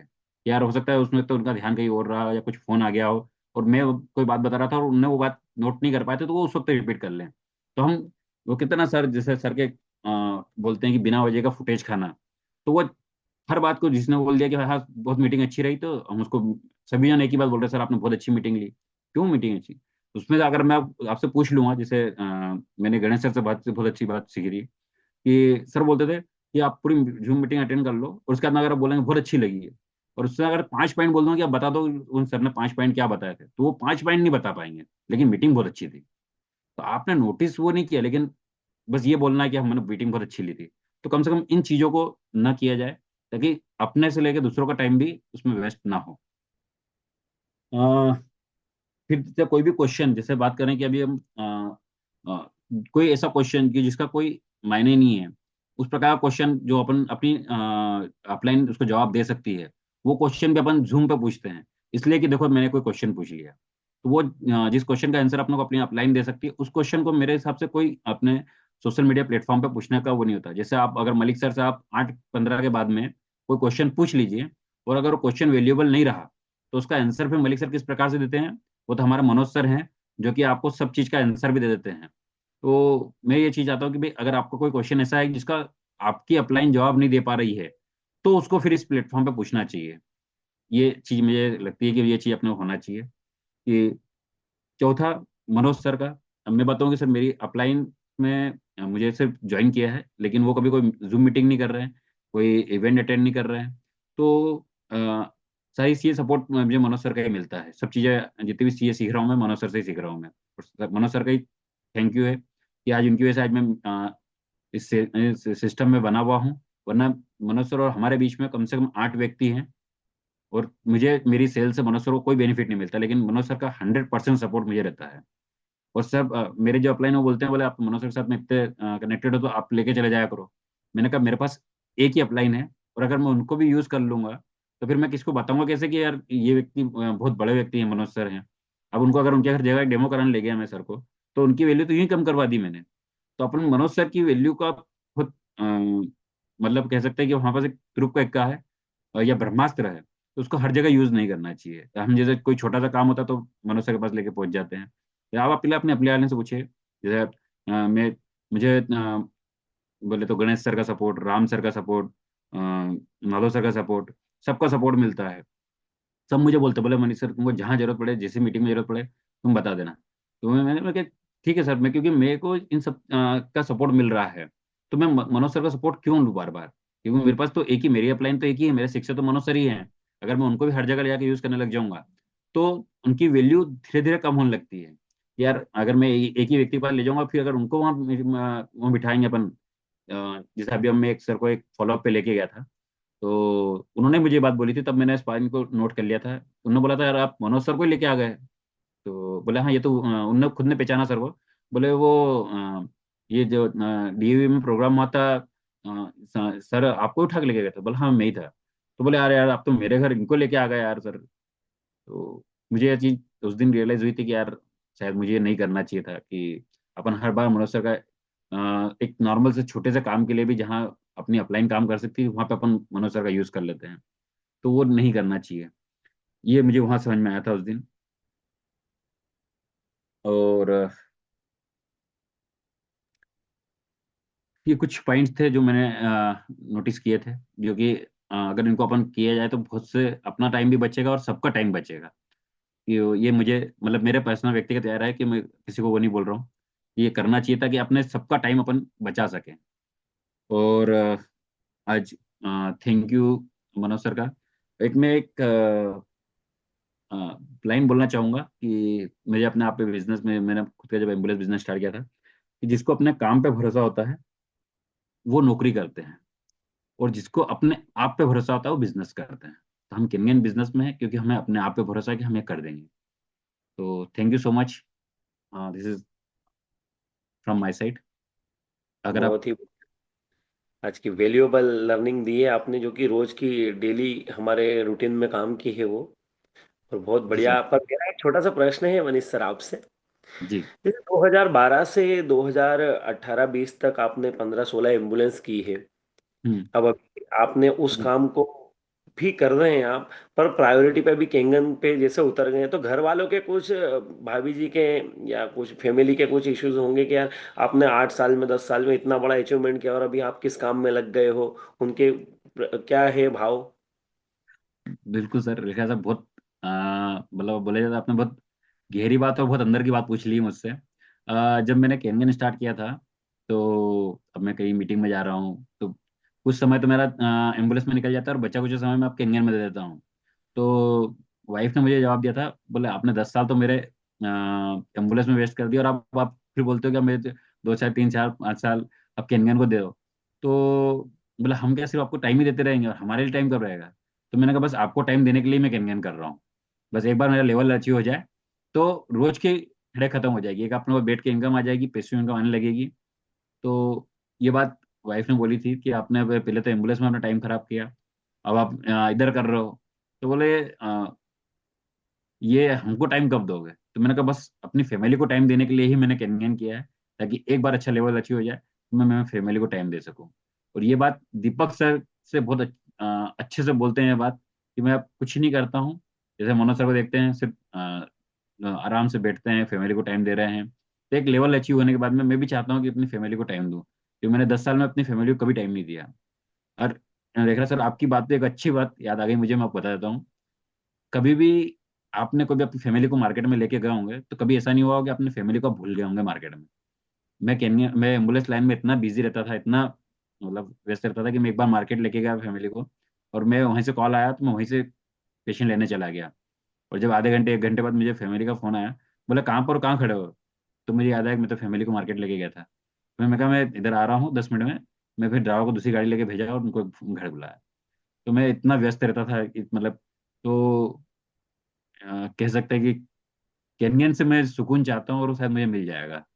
तो जरूर ये मेरा जरूर सर, आंसर है। जरूर सर। ये बिजनेस के बारे में भी फैमिली जानती है, भाभी जी जानते हैं बिजनेस प्लान वगैरह? अ, हाँ जानते हैं, लेकिन उतना नहीं, क्योंकि एक बार घर उनको भी पे। दिखाइएगा, मेरी सलाह है आप उनको भी दिखाइएगा, तो वो और आपको फिर अप्रोच करेंगे इस काम के लिए। बहुत बढ़िया, बाकी सर आपकी मेहनत बहुत शानदार है। और सर फुल टाइम बहुत अच्छे से डेडिकेशन के साथ ये कार्य कर रहे हो और अपनी जर्नी, और हमको बहुत सारे मार्गदर्शन दिए हैं सर ने। बहुत अच्छा लगा सर आपसे जान के। और मैं अभी मेरे अन्य साथियों से भी सभी से निवेदन करूंगा, जो भी सर से कुछ पूछना चाहें तो आप अपने लेकिन सर हैंड। मैं एक चीज पूछना चाहूंगा। जी मुझे बहुत से लोगों ने मुझसे कहीं ना कहीं अपने क्लाइंट से बात कराई है। तो मैं एक अपना खुद का रिव्यू चाहता हूँ कि मैंने 2 साल में कभी डायरेक्ट सेलिंग में नहीं की थी, लेकिन मेरे को किसी ने कोई अगर मुझसे बात करवाई है तो क्या मैं उनके कस्टमर को सेटिस्फाई कर पाया? अगर मुझे लगे कोई किसी को अगर लगता है कि हाँ मैंने किसी कस्टमर से बात करवाई और उन्हें सेटिस्फाई हुए हैं, तो ये लगेगा कि हाँ मैं सही ट्रैक पे हूँ और मैं सही चीज़ सीख रहा हूँ। तो अगर किसी को ने अपने किसी ने बात करवाई हो और अगर किसी को सेटिस्फेक्शन हुआ उसके क्लाइंट को, तो मैं पूछना चाहूंगा सर। सर, एक बार तो मैंने ही पर्सनली खुद आपको कॉल किया था, एक डेमो में था मैं तो, और तब वो भी सेटिस्फाई हुए थे। और अभी और भी हमारे साथीगण हैं, कमल सर हैं, मनोज सर, सब कुछ बोलना चाहते हैं। तो आगे कमल सर ने पहले हैंड रेस किया है, तो कमल चौहान सर आप। सर आपका सपोर्ट बहुत जगह मुझे मिला है और मैंने फोन पे भी बहुत सारे क्लाइंट को से आपसे बात कराई है, बहुत जगह मैंने डॉक्टर साहब को भी डेमो दिए हैं। तो आपका जो अनुभव आपने शेयर किया, तो मुझे आपके द्वारा जो चीजें मुझे मिली है, मुझे बहुत सपोर्ट मिला है। इसलिए मैं आपको शुरुआत में बोला था कि सर मैंने कॉन्फिडेंस लेवल मुझे बढ़ा है आपके साथ रहता हूँ तो बहुत जी सर। फायदा मुझे आपके द्वारा मिला है और मैं चाहता हूँ कि आगे की भी मुझे इन चीजों का आपसे सपोर्ट मिलता रहे। Thank you so much sir. Thank you.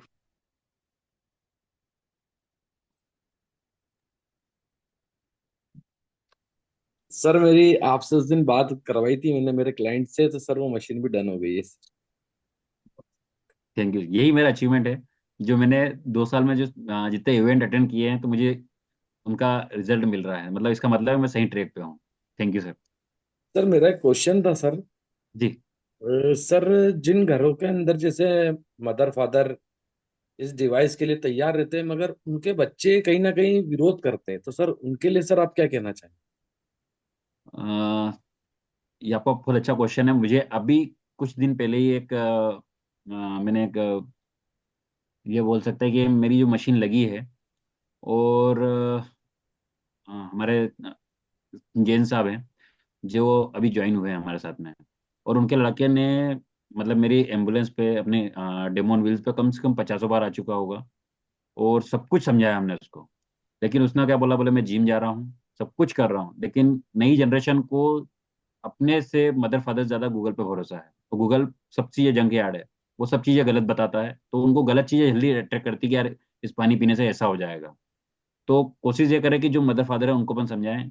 तो हमारे जो जैन साहब हैं, उन्होंने ना 32 साल के लड़के को खो दिया, क्योंकि उसको सब पता था। अपने ऐसा पानी पिया है उसने, 50 बार केनियन का डेमो मतलब डेमो देखा है, सब कुछ किया था, लेकिन उसको समझ में नहीं आई। आज वो लड़का नहीं है दुनिया में। तो सर हम अपने मदर फादर को अपना कोशिश कर सकते हैं, अफोर्ड कर सकते हैं सर। बाकी जिसको नहीं समझना वो नहीं समझ सकता। तो अपन कोशिश करते रहें। आज उनके घर में मशीन लग रही है, लेकिन उस लड़के के बिना। तो कोशिश करें सर, या तो हम ये कह सकते हैं कि हमारा प्रयास उतना अच्छा नहीं रहा, तो हमको प्रयास करते रहना चाहिए। भले कुछ भी बोले हमारे को, लेकिन अपने को उसके पहले आज अगर हम थोड़ा सा उसमें अगर मेहनत और करते हैं, हमको आज भी अफसोस होता है कि अगर उस लड़के को हम थोड़ा और समझाते या कुछ लेके जाते कहीं इवेंट में लेते, तो वो सीख जाता है या समझ जाता है कि अब मैं अकेला नहीं हूँ, यहाँ 500 लोगों ने जो इस काम को कर रहे हैं, तो शायद वो आज इस दुनिया में होता। तो हमको कोशिश करते रहना चाहिए सर। भले आज वो नहीं सुन रहे हैं, लेकिन उनको बताते रहना चाहिए, ताकि एक कोई नया जनरेशन जाने से बच जाए। जैसे हमको परसों एक मैडम ने बताया था, उनका 24 साल लड़का एक्सपायर हो गया, क्योंकि वो भी उसको जब समझाया गया था उन्होंने भी सब चीजें गूगल पे सर्च करी होगी, तो सर्च और रिसर्च के चक्कर में उलझ जाते हैं। तो कोशिश करते रहना चाहिए कि सर उसको अपन बताते रहें, फैमिली को टच करते रहें, अपना काम अपन करते रहें, ताकि कभी ना कभी तो सीखेंगे वो। Thank you sir. सब लोगों को लगता है कि हम बेचने का काम कर रहे हैं, बाकी हम बचाने का काम कर रहे हैं, ये हमें याद रखना चाहिए। तो बिल्कुल सर। इसलिए हमको कुछ भी नहीं सोचना है, हम बचाने जा रहे हैं, कई लोगों की जान बचाने वाले हैं। बस यही सोच के साथ में मनोज सर, अब आगे आप क्या बोलना चाह रहे हैं? Thank you sir. डॉक्टर साहब, मैं आपके लिए इतना ही कहूंगा कि जब जब भी मैंने आपको याद किया है, आपने काफी बैक सपोर्ट किया है। और सर, जब भी मैंने इवेंट किए हैं, तो इवेंट में मैं आपकी स्पेशल रिक्वेस्ट करता था। एक बार तो मैंने मनोज सर जी से भी कहा कि सर आप डॉक्टर साहब को जरूर लेकर के आइएगा, क्योंकि हम जब डेमोस्ट्रेशन करते हैं तो बहुत सारे लोग बोलते हैं कि अरे भैया, मशीन का पानी पीने से क्या हम ठीक हो जाएंगे, डॉक्टर लोग क्या करेंगे। उनको वापस रिटर्न बोलता हूँ कि ऑलरेडी डॉक्टर सर ही इस काम को कर रहे हैं। तो फिर मैंने आपसे बात भी करवाई और उनको संतुष्टि हुई कि रियल में डॉक्टर साहब भी ये काम कर रहे हैं। तो मैंने कहा एक तरफ तो मेडिकल डिवाइस है और दूसरी तरफ मेडिकल ऑफिसर है। तो सर, आप जब भी कहीं इवेंट में आते हैं तो वहां का माहौल ही चेंज हो जाता है, आप जब आप मोटिवेट करते हैं तो काफी बैक सपोर्ट मिलता है। थैंक यू सर, रियल में। थैंक और यू सर। आपकी आपकी वैन का भी हम बहुत सारी जगह रेफरेंस देते हैं कि सर वैन का बिजनेस करते हुए भी इस काम को बहुत बड़े लेवल पर कर रहे हैं और केंगन कर रहे हैं। हम लोगों को काफी बैक सपोर्ट मिलता है सर आपसे। Thank you sir. Thank you sir, आप जब भी आते हैं बहुत अच्छा लगता है। सर का व्यवहार ही सबको मदद करने का है, वो सबके साथ है। मनोज तिवारी सर, अब आप अनम्यूट करें सर। वाह भैया डॉक्टर साहब, मैं तो आपका हूँ बहुत बड़ा फैन, इसमें कोई दो राय नहीं है। आप कमाल की शख्सियत है। और मैं एक चीज देखता हूँ यार, आपके अंदर एक अलग ही ऊर्जा है। जबरदस्त ऊर्जा के धनी हो आप। शायद परमात्मा की कुछ विशेष कृपा, और आप शुरू से ही रहे हो। मैं एक चीज है, आप किसी भी प्रकार का कोई नशा नहीं करते हो, जहां तक मेरी जानकारी में। ना आप शराब पीते हो, ना सिगरेट पीते हो, नहीं ना सर। तंबाकू गुटखा, इवन सौंफ भी नहीं खाते हो आप। मैंने एक चीज देखी, ये ऊर्जा लेके कहाँ से आते हो? बहुत से लोगों को तो अद्दी पौवा लगता है, सुबह बीड़ी लगती है उठने में, तब तो उनकी पोटी होती है। तो कई लोग ऐसे हैं जो, मतलब आप तो कैंगन से पहले भी इतने ऊर्जावान थे। हाँ सर। तो मेरे कैसे? कहा ना सर, तो ऊर्जा का पता नहीं क्या सर। क्या राज क्या था आपका ऊर्जा का? अब तो कैंगन को हम बोल सकते हैं, लेकिन कैंगन से पहले भी आपके अंदर ये ऊर्जा थी। तो कैसे जी कमाल सर। करते आप ये? सर आपने जो ऊर्जा की बात करी, तो मैं इसको बताता हूँ सर कि जब मैं दीनानाथ मंगेशकर अस्पताल में काम करता था, तो अ, अगर कहीं पे कोड ब्लू होता था सर, अब मेरी एम्बुलेंस का नाम ही कोड ब्लू है। कोड ब्लू एक अपने आप में एक वर्ड है, एक कोड होता है, जिसे हर चीज़ के कोड होते हैं। जैसे कोड ब्लू का मेडिकल फील्ड में कोड ब्लू का मीनिंग होता है, इट्स अ मेडिकल इमरजेंसी। कि कोई भी कोई मेडिकल इमरजेंसी हुई है, या किसी को हार्ट अटैक आ गया है, या कोई अचानक मिर्गी के दौरा आ गए, बेहोश हो गया है, ऐसी मेडिकल इमरजेंसी हुई है, इसलिए वो कोड ब्लू एक्टिवेट किया जाता था। तो मैं सर सीढ़ियों से चढ़ जाता था। अगर 5वीं फ्लोर पर होते थे, तो मैं नीचे से ग्राउंड फ्लोर से लेकर 5 फ्लोर तक लिफ्ट का वेट नहीं करता था। अगर कहीं कोड ब्लू होता था, तो मैं 5 फ्लोर सीढ़ियों से चढ़ जाता था। तो सर शुरू से ही रहा है मेरे में एनर्जी का। और मतलब मैं जॉब भी करता था, अगर मैं 2 ड्यूटी कर रहा हूँ, 4 ड्यूटी कर रहा हूँ, 6 ड्यूटी कर रहा हूँ, तो भी मैं शुरू से ऐसा रहा हूँ सर। पता नहीं क्या है सर, लेकिन है शुरू से एनर्जी तो बहुत है मेरे में। आपका हेल्पिंग नेचर है, ये तो मैं देखता हूँ, आप सभी लोगों की मदद करते हो। पर आज से एक नियम है भाई साहब, देख लेना, टीम ओकिनावा में आज से नियम है कि जब भी आप मनीष सर को फोन लगाओगे, मनीष सर बहुत व्यस्त रहते हैं, फोन लगाने के तुरंत बाद 100 रुपए का पेटीएम करोगे मनीष जी के अकाउंट में। नहीं सर, और नहीं नहीं अगर नहीं। और अगर मशीन हो गई, सुनो मेरी बात, हेलो, अगर मशीन आपकी हो जाती है इनकी कंसल्टेंसी से, तो तुरंत 1,001 रुपये आप मनीष जी को आरटीजीएस होने के बाद तुरंत करोगे। अगर आप अपने किसी की कंसल्टेंसी लेते हो ना, अगर आपने उसको पे किया, तब ऐसा आप मान के चलना वो उसकी वैल्यू कई गुना बढ़ जाती है। और तुमको लगता है कोई देख नहीं रहा, लेकिन ऊपर सीसीटीवी लगे हुए हैं, वहां से सब कुछ दिखता है। क्योंकि आप, तुमको क्या लगता है तुम भी अपग्रेड हुए हो क्या? अरे भगवान भी अपग्रेड हो गए हैं, वो भी बड़े बड़े लैपटॉप लेके बैठे हैं, वो भी बड़े बड़े सीसीटीवी लगा के बैठे हुए हैं। तो वहां से सब दिखता है। तो अगर तुम चाहते हो कि तुम्हारी मशीनें हो और इनकी कंसल्टेंसी से अगर मान लो हो रहा है, तो वैसा मेरा निवेदन है आपसे कि आपको तुरंत जैसी कॉल खत्म हुआ, सबसे पहले बोलना सर कि मेरे को ये फीस पे करनी पड़ती है सर। आप तुरंत फी पे करो और 100 रुपए का पेटीएम करो। मैंने 100 रुपये इसलिए रखा, हालांकि डॉक्टर साहब कभी भी तैयार नहीं होंगे इस चीज के लिए, नहीं लेकिन सर, जरूरत ही तुमको नहीं सर। करना है, तुमको करना है, ध्यान रखना, तुमको करना ही करना है। अगर तुम करोगे तो तुम्हारे अंदर से गट फीलिंग आएगी अच्छी कि नहीं यार, मैंने किसी से मदद ली है तो मैंने उसके लिए पे किया है। और जब आप पे करते हो तो आपको अंदर से फीलिंग अच्छी आती है और परमात्मा फिर आपको फेवर करता है। कभी भी फीस पे करा करो। और वो डॉक्टर प्रोफेशन हैं, वैसे भी वो फीस लेके ही काम करते हैं। तो आपको तो करना ही चाहिए। और फिर आपकी ना वो अपलाइन है ना ही वो किसी पर एक मित्रतावश अगर वो कर रहे हैं, तो यू शुड पे, आपको पे करना चाहिए। और आपको बता दूं मैं कि डॉक्टर साहब का जो नेचर है वो ऐसा है कि डॉक्टर साहब खूब जेब से पैसा खर्चा कर देते हैं। मेरे को डॉक्टर साहब ने अभी तक, जो हम गए थे ना क्षमा याचना के लिए बड़वा, आज तक उसका हिसाब नहीं दिया है। वो दाल बाफले जो अपन खा के आए ना, उसका पेमेंट डॉक्टर साहब ने किया हुआ, अभी तक मेरे से पेमेंट नहीं लिया है। दिल्ली हम नहीं गए, सर, हो गया दिल्ली सर। में 1 लाख रुपया सर ने होटल के अंदर पे कर रखा है, उसका हिसाब मेरे को अभी तक नहीं दिया। मैं 5 बार बोल चुका हूँ कि यार डॉक्टर साहब वो पेमेंट तो बता दो आपने कितना क्या किया है। मतलब मैं जहां तक जानता हूँ डॉक्टर साहब को मेरे को देने हैं अभी 1 1.5 लाख रुपए, नहीं और नहीं वो सर। डॉक्टर साहब अभी तक हिसाब ही नहीं कर रहा है। बोले सर आ जाएगा। मैं कम से कम 5 बार इनको बोल चुका हूँ, डॉक्टर साहब क्या हुआ, वो हिसाब तो भेज दो यार, हिसाब तो भेज दो। अरे बोले सर मुझे पता है आपके पास से पैसे कहीं नहीं जाने हैं। तो अरे मैंने कहीं नहीं जाने, तो बात को हो गए 2 महीने, तुम पैसे तो लो मेरे से यार। तो मैं जब तक मुझे देने होते हैं ना, तो मुझे एसिडिटी होने लग जाती है अगर किसी को पैसे देने हैं और वो ना ले तो। अभी मैंने अपने अपने जो प्रोग्राम हुआ ना अपना MMT3, उसमें मैंने टेंट हाउस वाले को फोन लगाया। तो सुबह भी लगाया मैंने, भाई साहब आपका बिल कितना हुआ? फिर वो बोले हाँ बताता हूँ। फिर शाम को मैंने फिर एक बार फोन लाया, मैंने भाई साहब आपका फोन नहीं आया यार, आपका पेमेंट ले लो यार।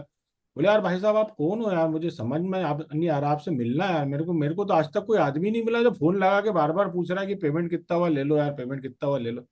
मैंने कहा यार सर नहीं, हम पेमेंट की चिंता पालते हैं। तो आप अगर अंदर से ईमानदार रहोगे तो कुदरत आपको सपोर्ट करेगी सर। ये मेरा व्यक्तिगत अनुभव है जो मैंने आपके साथ शेयर किया है। ओवर टू यू लेखराज जी, आगे का सेशन आप कंटिन्यू करें। जी साहब, धन्यवाद। और बहुत वैल्यूएबल बात बोली है सर ने भी कि अपने आप से ईमानदार रहेंगे तो फिर तो सब काम बनने ही वाले हैं। और बहुत राकेश मुश्किल राठौर होती है लेखराज जी, अपने आप से ईमानदार होने में बहुत मेहनत लगती है। जी। जी सर, बिल्कुल। बहुत मेहनत लगती है, आदमी कहीं ना कहीं आदमी गली बना लेता है बेईमानी के लिए। लालच में फंसी जाता है सर, नजर आता है ना उधर। तो बहुत अच्छी वैल्यूएबल बात बोली है सर ने, धन्यवाद आपका सर। राकेश राठौड़ जी कुछ पूछना चाहते हैं डॉक्टर साहब से। जी नमस्कार डॉक्टर साहब।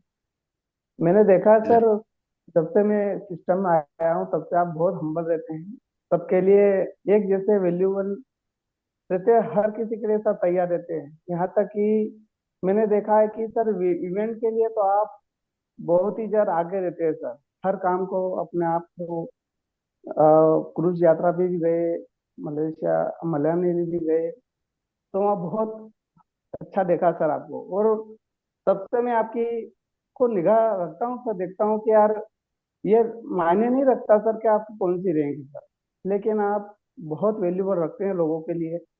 और एक निवेदन सर मेरा है आपसे कि आपकी फैमिली का सर हमें अगर वीडियो अगर मिलेगा टेस्टिमोनियल का, तो हमें और बहुत जी अच्छा लगेगा। ठीक है सर, थैंक मैं यू सर। करवा बना के देता हूँ सर आपको। बहुत बढ़िया। वैसे देखो, अभी मैंने इंट्रोडक्शन में सर के रैंक के बारे में नहीं बताया था। अभी बताना चाहूंगा मैं आप सबको, सर 4 रैंक पे है और बहुत ही जल्दी प्रोग्रेस करके 5 पे भी होने वाले हैं और बहुत मेहनत दिल से कर रहे हैं। अभी आगे एक हैंड रेस के लिए निर्मल शर्मा सर हैं। फिर जैसे जैसे हैंड रेस आए वैसे वैसे मैं नाम ले रहा हूँ, है ना। आप यूँ मत सोचना कि मुझे नहीं बोल रहे। तो निर्मल सर, नाउ आप अनम्यूट करें आप। हाँ जी डॉक्टर साहब, राम राम।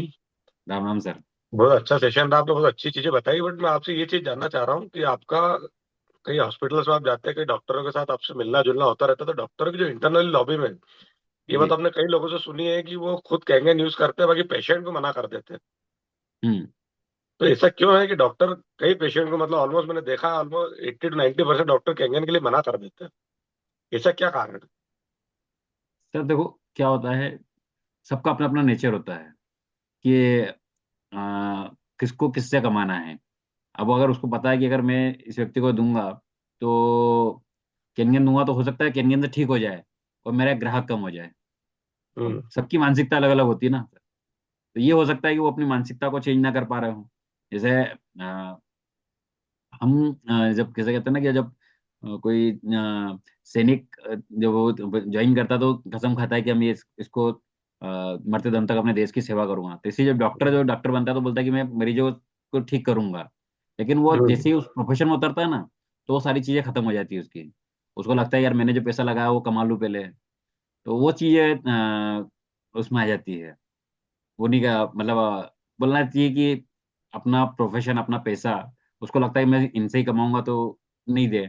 लेकिन मैं आज तक कभी ऐसा नहीं कहा कि मैंने, जब भी मिलता हूँ डॉक्टर्स को तो बोलता हूँ कि हाँ आप इसको प्रमोट करा करो। तो अपन मेडिकल कभी फील्ड के। डॉक्टर मानते नहीं है। अपन कभी किसी की क्लाइंट को भी बोलो ना कि सर आपका डॉक्टर हो सकता है आपसे पैसा कमाना चाहता है, पर वो उस पर भरोसा नहीं करते। बिल्कुल। उसे तो अपने पैसे में लगा रहता है कि उसको कमीशन नहीं मिल जाएगा कहीं मेरी मशीन पे। वो चीज है। अब घोड़ा घास से दोस्ती कर लेगा तो खाएगा किसको। सही है, सही है, सही। शर्मा जी, थोड़ा सा मैं बोलना चाहूंगा कि डॉक्टरी में सेवा के भाव से कम लोग आते हैं, व्यापार के भाव से ज्यादा आते हैं। इसलिए उनको हम्म। खतरा रहता है कि मेरे व्यापार पर नुकसान ना हो। ठीक है, बहुत बहुत धन्यवाद सर। अभी आगे मैं सबसे निवेदन करूंगा, आपको हैंड रेज ना करें क्योंकि 15 मिनट बचे हैं, तो इनकी बातें हो जाए जो हैं। नवाब खान जी, अभी आप अनम्यूट कीजिएगा। सर, आपने शुरू में बताया था मनीष जी के आईसीयू में जो ले जाते हैं तो वहां पर एक जांच होती है पीएच के हाँ लिए, कितना पीएच जी। लेवल, तो कौन सी जांच होती है? एबीजी। एबीजी। एबीजी। हाँ, आर्teriयल ब्लड गैस। ये सबसे पहली टेस्ट होती है। इसमें मरीज की वास्तविक स्थिति को पता किया जा सकता है कि वो किस लेवल का इलनेस है, मतलब किस लेवल का बीमार है। तो अगर वो अपन टेस्ट करते हैं, आप कभी भी किसी आईसीयू में जो पेशेंट भर्ती होगा ना, तो उसका आप रिपोर्ट अगर चेक करेंगे तो उसको आपको ये टेस्ट दिख जाएगा, एबीजी टेस्ट। ये विद इन अ ठीक सेकंड है, हो जाता थैंक है। यू। 5 मिनट में हो जाता है और उससे ही अपने को मरीज की स्थिति के बारे में पता चल जाता है। तो ये बहुत वैल्यूएबल टेस्ट होता है।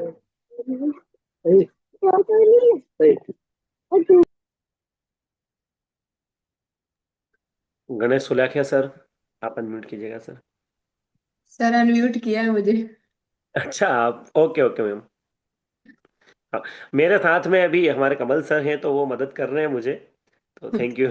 आप आइए। वही सर। सबसे पहले मैं धन्यवाद बोलूंगी कि मनीष सर का वाकई बहुत ही अच्छा सेशन था। और मैं इनको स्पेशली थैंक बोलने के लिए फोन मैंने हैंड रेज किया था कि ये डायरेक्टली और इनडायरेक्टली हमारी हमेशा मदद करते हैं। डायरेक्टली तो हम इनको फोन लगाते हैं तो उसमें तो सपोर्ट करते ही है। पर ऐसे इंदौर में से कई डेमो है जहाँ पे हम जब बैठते हैं तो मनीष सर का एग्जाम्पल लेते हैं। अच्छा, अच्छा वो मेघदूत गार्डन के पास जो एम्बुलेंस है, अच्छा हाँ, वहाँ पानी हमने पिया हुआ है। मतलब वो आधा काम हमारा 30% तो काम वो हमारा पानी पिला के कर ही देते हैं।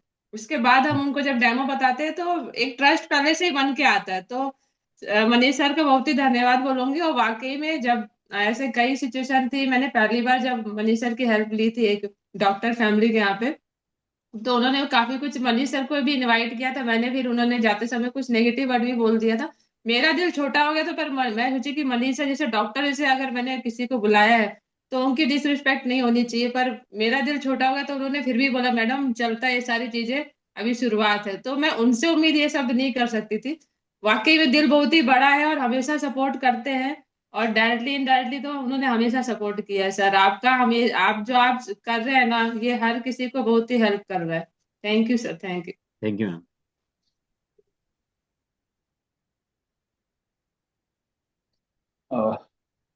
मनीष सर, अ, जी सर। बहुत ही गजब का सेशन था आज आपका।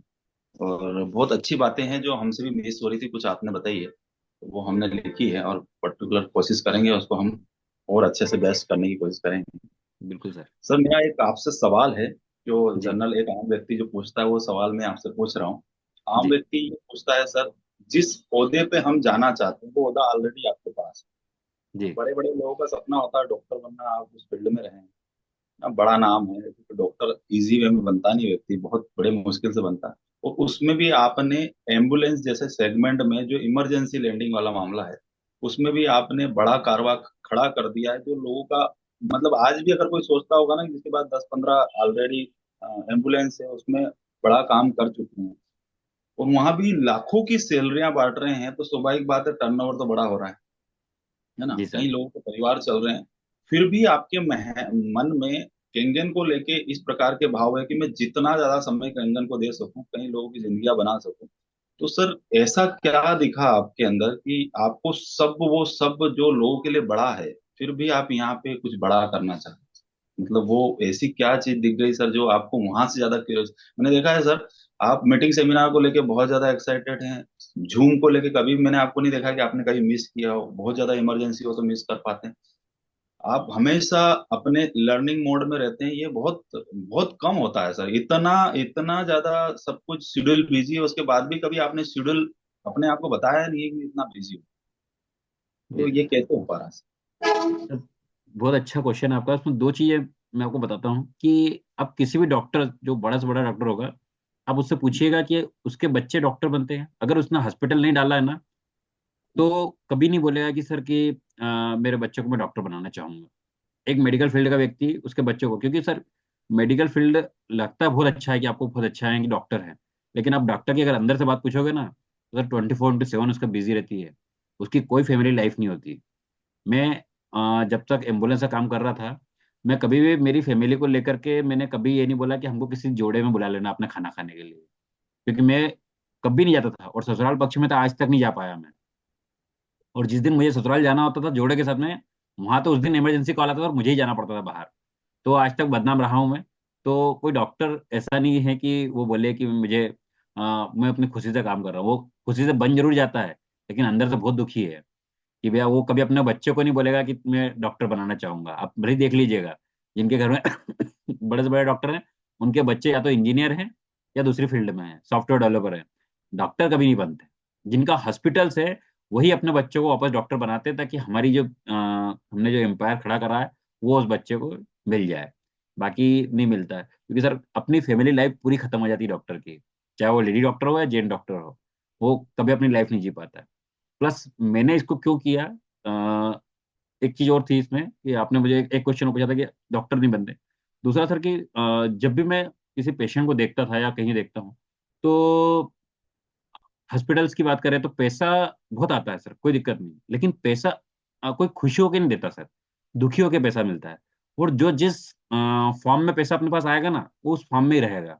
जैसे आपने अगर किसी से दुखी होकर अगर 200 रुपये लिए, 500 या 1000 रुपये ले लिए, वो नहीं देना चाहता था कि नहीं थे उसके पास, और वो कहाँ से अरेंज कर रहा है, क्योंकि हॉस्पिटल में पैसा अरेंज करना बड़ी मुश्किल का काम होता है, हर किसी के पास 2-4-5 लाख रुपए इकट्ठे नहीं होते हैं। तो बड़ी मुश्किल से पैसा उधार लेकर के ये वो लेकर के देता है, तो दुखी होकर पैसा देता है। तो दुखी होकर पैसा अगर अपने पास आता है ना, तो वो अच्छा पैसा नहीं होता। और केनगेन में जब भी पैसा देता है आदमी, तो बहुत खुशी से पैसा देता है, और अगर पैसा जिस फॉर्म में आएगा, खुश होकर पैसा मिलेगा, तो अपने घर में उसी खुशी और सुख समृद्धि लाएगा। तो इसलिए मैं आजकल केनगेन को ज्यादा प्रायोरिटी देता हूँ सर, एम्बुलेंस की बजाय। यार पैसा तो मिले, दोनों जगह पैसा मिल रहा है, लेकिन यहाँ अच्छा पैसा मिलता है, सुख का पैसा मिलता है, खुशी का पैसा मिलता है। और आज तक आपने जिसकी भी मशीन लगाई होगी, अगर आपने उसको प्रॉपर सर्विस दी है, तो हमेशा वो बोलता है कि आपने मेरा जीवन बदल दिया। 3 लाख भी दिए और जीवन भी बदल दिया। लेकिन एम्बुलेंस वाला कभी नहीं बोलता, वो हॉस्पिटल वाला, कि सर आपने मेरे पेशेंट को ठीक कर दिया, आप थैंक यू सो मच। तो वो कह रहा है 3 लाख ले लिए यार, उसने 2 लाख लग गया यार हॉस्पिटल से, हॉस्पिटल आने के बाद भी दुखी रहता है। अरे भैया ठीक कर दिया ना, तो भी दुखी रहेगा वो। तो ये चीज है सर, इसलिए मैं केनगन को प्रायोरिटी दे रहा हूँ। सर? आपकी ये जो एनर्जी है, ये जो जिस प्रकार का एनर्जी मैं देख रहा हूँ, ये एनर्जी कई लोगों को मैंने देखा है, हमको फोन लगा के उनको झूम के लिए उठाना पड़ता है ना। आप 24/7 बिजी रहते हो, उसके बाद भी मैंने कभी नहीं देखा आपको, आप मेघदूत गार्डन पे गाड़ी भी लगाती हैं, दूसरे काम भी करते हो। एनर्जी का फ्लो कहाँ से आ रहा है? वो तो पता नहीं सर। वो कहाँ से आता पता नहीं है। ये सेल्फ मोटिवेशन है सर, ये बोला जा सकता है। अब तक जब जैसे मुझे पहले जब मैं केनगन के मुझे प्रमोट किया गया था, बताया गया था, तो मैंने मना कर दिया था कि मैं कभी नहीं करूंगा। लेकिन जब मुझे अंदर से लगा, इंटरनली फीलिंग आई कि यार ये काम करना चाहिए, लोगों को बताना चाहिए। जब तक आदमी को अंदर से नहीं लगेगा, ना तो वो मशीन लेगा, ना वो काम करेगा। आप कितना भी कर लो, मैंने सब अपने मेरी टीम को सबको मीटिंग में बिठा लिया, इवेंट करवा दिए, सब करवा दिया, लेकिन जब तक वो अंदर से फीलिंग नहीं आएगी तब तक वो नहीं करेंगे। ये सर अंदर से फीलिंग आना चाहिए, मुझे पर्सनली ऐसा लगता है कि जब तक आप अंदर से मोटिवेट नहीं होंगे, तब तक कितना भी आप ले लो, मोटिवेशन दे दो, नहीं होगा सर। तो सेल्फ मोटिवेशन होना चाहिए सर, जो मुझे लगता है कि मैं सेल्फ मोटिवेट हूँ, इसलिए काम कर पा रहा हूँ। बहुत ही बढ़िया है सर। सर आपसे निवेदन करूंगा, मैं आपको हैंड रेस ना करें क्योंकि हमारा प्रेयर का टाइम वही आने वाला सोच है। लीजिए सर जी। तो आगे कमल सर, सोहन सर को अनम्यूट करें। जी सर, धन्यवाद डॉक्टर साहब। मुझे आज आपका टाइम का मैनेजमेंट बहुत शानदार लगा। बहुत ही मतलब उससे मैं बड़ा खुश हुआ कि आपने टाइम के ऊपर बात करी। और आपका बहुत बड़ा योगदान रहा सर, आपने जो एक एम्बुलेंस के अंदर पूरा लगा रखा है किंगन का सेटअप, तो वो पूरे हमारे लिए बहुत, पूरे टीम के लिए बहुत बड़ा वो है, गर्व की बात है। और दूसरा आपका सपोर्ट सर मेडिकल लाइन में मिलता रहता, मैं भी आपसे 2-3 बार चर्चा कर चुका हूँ। तो जी आप सर। इंदौर में है तो मुझे इस चीज की वो नहीं रहती है, अगर किसी कोई भी मेरा रिलेशन वाला फोन लगाता है तो मैं आपको कांटेक्ट करता हूँ, क्योंकि मुझे मेडिकल लाइन का तो कोई गणित है नहीं अगर इंदौर के अंदर। तो आपका जी बहुत सर। बहुत धन्यवाद। सेशन बहुत शानदार है, और हमारे लिए भी बड़ी गर्व की बात है कि मेडिकल फील्ड से आप जुड़े हैं, और वो भी इंदौर के अंदर। तो बहुत जी धन्यवाद सर, और टाइम का मैनेजमेंट मुझे बहुत शानदार लगा, ultimate sir. Thank you sir. Thakur साहब आप बोलिए सर। थैंक यू डॉक्टर साहब। मैं आपको फिजिकली जोबर तक लेके गया था और आप जी सर। सहर्ष मेरे साथ चले थे। और मैं थोड़ा सा बताऊंगा कि मेरा पहला परिचय आपसे देपालपुर में हुआ था। जी सर। शायद जोशी जी का सक्सेस सेलिब्रेशन था, आप एम्बुलेंस लेके आए थे वहां, जो जी सर। आपने उसको कन्वर्ट कर रखा है डेमो गाड़ी में। अनुज। तो जी सर। मेरा एकदम मेरी जो लाइन थी ना, आपके लिए आप बुरा मत मानना, मैंने यार साला जी। कौन पागल है, ये गाड़ी को ये क्या बना रखा है ये, क्योंकि मेरी उस समय शुरुआत थी। जी सर। और उस पे पीछे वो डिस्प्ले भी चल रहा था कैंगन का। डिस्प्ले। जी सर। तो मैंने यार क्या गाड़ी हो कि क्या कौन पागल है ये। तो फिर धीरे धीरे जब परिचय हुआ तो मैं अपने आप को चुप करा मैंने। थैंक यू सर, सर बहुत अच्छी बात करी आपने, थैंक यू। वो एक गाड़ी बनाने का सर सबसे बड़ा सपोर्ट मुझे मिला है कि मैं एक मल्टी नेशनल अपनी मैगजीन में मेरा नाम आ गया है उस गाड़ी की बदौलत। तो वो गाड़ी ने मुझे बहुत सपोर्ट किया है सर। और केनगन में जो फेम मिला है या प्रसिद्धि मिली है उस गाड़ी की वजह से सर। तो मुझे भी ऐसा लग रहा था कि यार ये काम करना चाहिए कि नहीं करना चाहिए, क्या होगा। पर सर शुरू से हमें जो भी काम किया हटके करने की सोचा है कि जो काम सब कर सकते हैं वो नहीं करूंगा, मैं कुछ हटके करता हूँ। तो जब आप अपनी जितनी मशीन पर स्टैंड बना हुआ है, जब मैंने मनोज सर को पहली बार देखा था तो वो सर के साथ में गया था मीटिंग में डेमो करने। तो सर ने वो एक बॉक्स में पंप लगा रखा था, उधर से पाइप निकाल रखे थे। तो मैं कहा सर ये ऐसा इतना क्यों कर रखा है? बोले मशीन को चलाने के लिए तस्वीर लगती है। तो उस दिन मुझे रात भर नींद नहीं आई थी, मैंने कहा यार इसके बारे में कुछ करना पड़ेगा। और अगले 2 से 4 दिन बाद मैंने उसका स्टैंड बना के रेडी कर दिया था, जो आज अपन सब यूज कर रहे हैं। वही मेरा इनोवेशन है, जो स्टैंड आप यूज कर रहे हैं मशीन को रखने का, वो मेरा इनोवेशन है। जी sir. Thank you sir, thank thank you sir. Sir मैं बोलना चाहूंगा सर कि जिसे मनोज सर बहुत बार बोलते हैं कि कैंगन समुद्र है, तो मैं कैंगन और ओसिरो जी का बहुत बहुत धन्यवाद करूंगा सर, ऐसे रत्न हमें मिले हैं। सर आपकी ओपिनियन की वजह से मैं आपको बताना चाहूंगा, एक बार हमारे इस टीम में है कमल चौधरी जी, उनके बच्चे का एक्सीडेंट हुआ था। जी सर। सही सही गाइड आपने किया था सर, और उनके वहाँ हॉस्पिटल से रिटर्न होने के बाद में वो मेरे से मिले और उन्होंने बताया था कि यार मनोज वो मनीष उपाध्याय डॉक्टर साहब ने जो सजेशन किया था कि अगर मैं और किसी हॉस्पिटल में जाता हो सकता है वो उसका सीजर कर देते खोपड़ी का। और उसका क्या मतलब, तो उन्होंने बताया था कि मात्र 35,000 रुपए में उसको 4 दिन हॉस्पिटल में भर्ती करके वो सकुशल लेके घर पे आ गया। तो केनगन की वजह से आप हमसे मिल पाए, और परमात्मा का भी धन्यवाद सर, ये केनगन हमको दिया है, क्योंकि आप कहाँ मिलते सर हम आपसे, क्योंकि आज मेडिकल फील्ड में सर गलत ही सजेशन दिए जाते हैं, वो बीमारी नहीं हो तब भी वो चीजें कर देते हैं। तो आपकी वजह से आज वो बच्चा जीवित है और सही साट है, कोई परेशानी नहीं है सर। तो बहुत बहुत धन्यवाद सर आपका। Thank you so much sir. बहुत बहुत धन्यवाद सर। अभी एक विद्या मैम ने हैंड रेस किया था, कभी 1-2 मिनट है, कभी वो चाहे तो वो आ सकते हैं। और इसी के साथ में आज हमको सर ने बहुत ही वैल्यूएबल बातें बताई, एक टाइम मैनेजमेंट, हमारे जूम पे किस प्रकार से डिसिप्लिन में रहना है हमें, और एक दो चीजें इनकी लाइफ से भी हम सीख रहे हैं, एक डेडिकेशन। आवाज जाएगी, अब जाएगी मुझे। हेलो, सभी को जय श्री कृष्ण। बात बात जब मनीष सर के एनर्जी की हो रही थी, तो मैं बोलना चाहूंगी कि इसके पीछे हमारी बहू का भी हाथ है, बहुत ज्यादा सपोर्ट है। और मैं चाहूंगी कि सब उसके लिए तालियां भी बजाए। हमारी बहू का बहुत सपोर्ट है। श्रुति उपाध्याय हमारी बहू है, बिल्कुल ये हमारे भतीजे हैं मनीष सर, बिल्कुल बिल्कुल। उनका बहुत सपोर्ट है। मेरे आंटी जी है, और ये तो आंटी जी ने बहुत बड़ी बात बोल दी है जो मैं मिस कर गया था। मैं जिस लेवल पे पहुंचा हूँ उसका कारण ही मेरी वाइफ और मेरे बच्चे हैं। मेरे घर में 2 गोल्डन कॉइन है। मेरी वाइफ, जब मैं इस बिजनेस में उतरा नहीं था, तो एक मिडिल क्लास मतलब फैमिली से था, और जैसे ही मेरी वाइफ शादी हुई थी उसके बाद से मेरी प्रोग्रेस चालू हुई है। तो आज मतलब इंदौर में अच्छा बड़ा मकान है, 15 गाड़ियां हैं। और ये मेरी शादी के बाद जब मेरी गुड़िया हुई थी, तब मैं गुड़िया को सबसे पहली बार एम्बुलेंस जब मैंने स्टार्ट की थी, तो पहली बार गुड़िया ही मेरे घर आई थी उसी गाड़ी से। तो आज उस गर्मी है ये कि मेरे 2 गोल्डन कॉइन मेरे घर में है, जो आंटी जी ने बताया जो मिस कर गया था मैं, उसके लिए माफी चाहूंगा। कि 2 गोल्डन कॉइन मेरे घर में है, उनकी वजह से मैं आज इस लेवल पे पहुंचा हूँ। Thank you so much. उधर साइड से इधर सर, बहुत सब प्रेयर का शानदार टाइम हो गया प्रेयर का टाइम सर। हो गया है। तो आज जो भी हमें यहाँ से नॉलेज मिली है, परमात्मा से हम लोग प्रार्थना करते हैं वो नॉलेज हम लोग आगे बढ़ाएं, इसको और लोगों तक पहुंचाएं। तो प्रार्थना का समय हुआ है, सब प्रार्थना करें सर।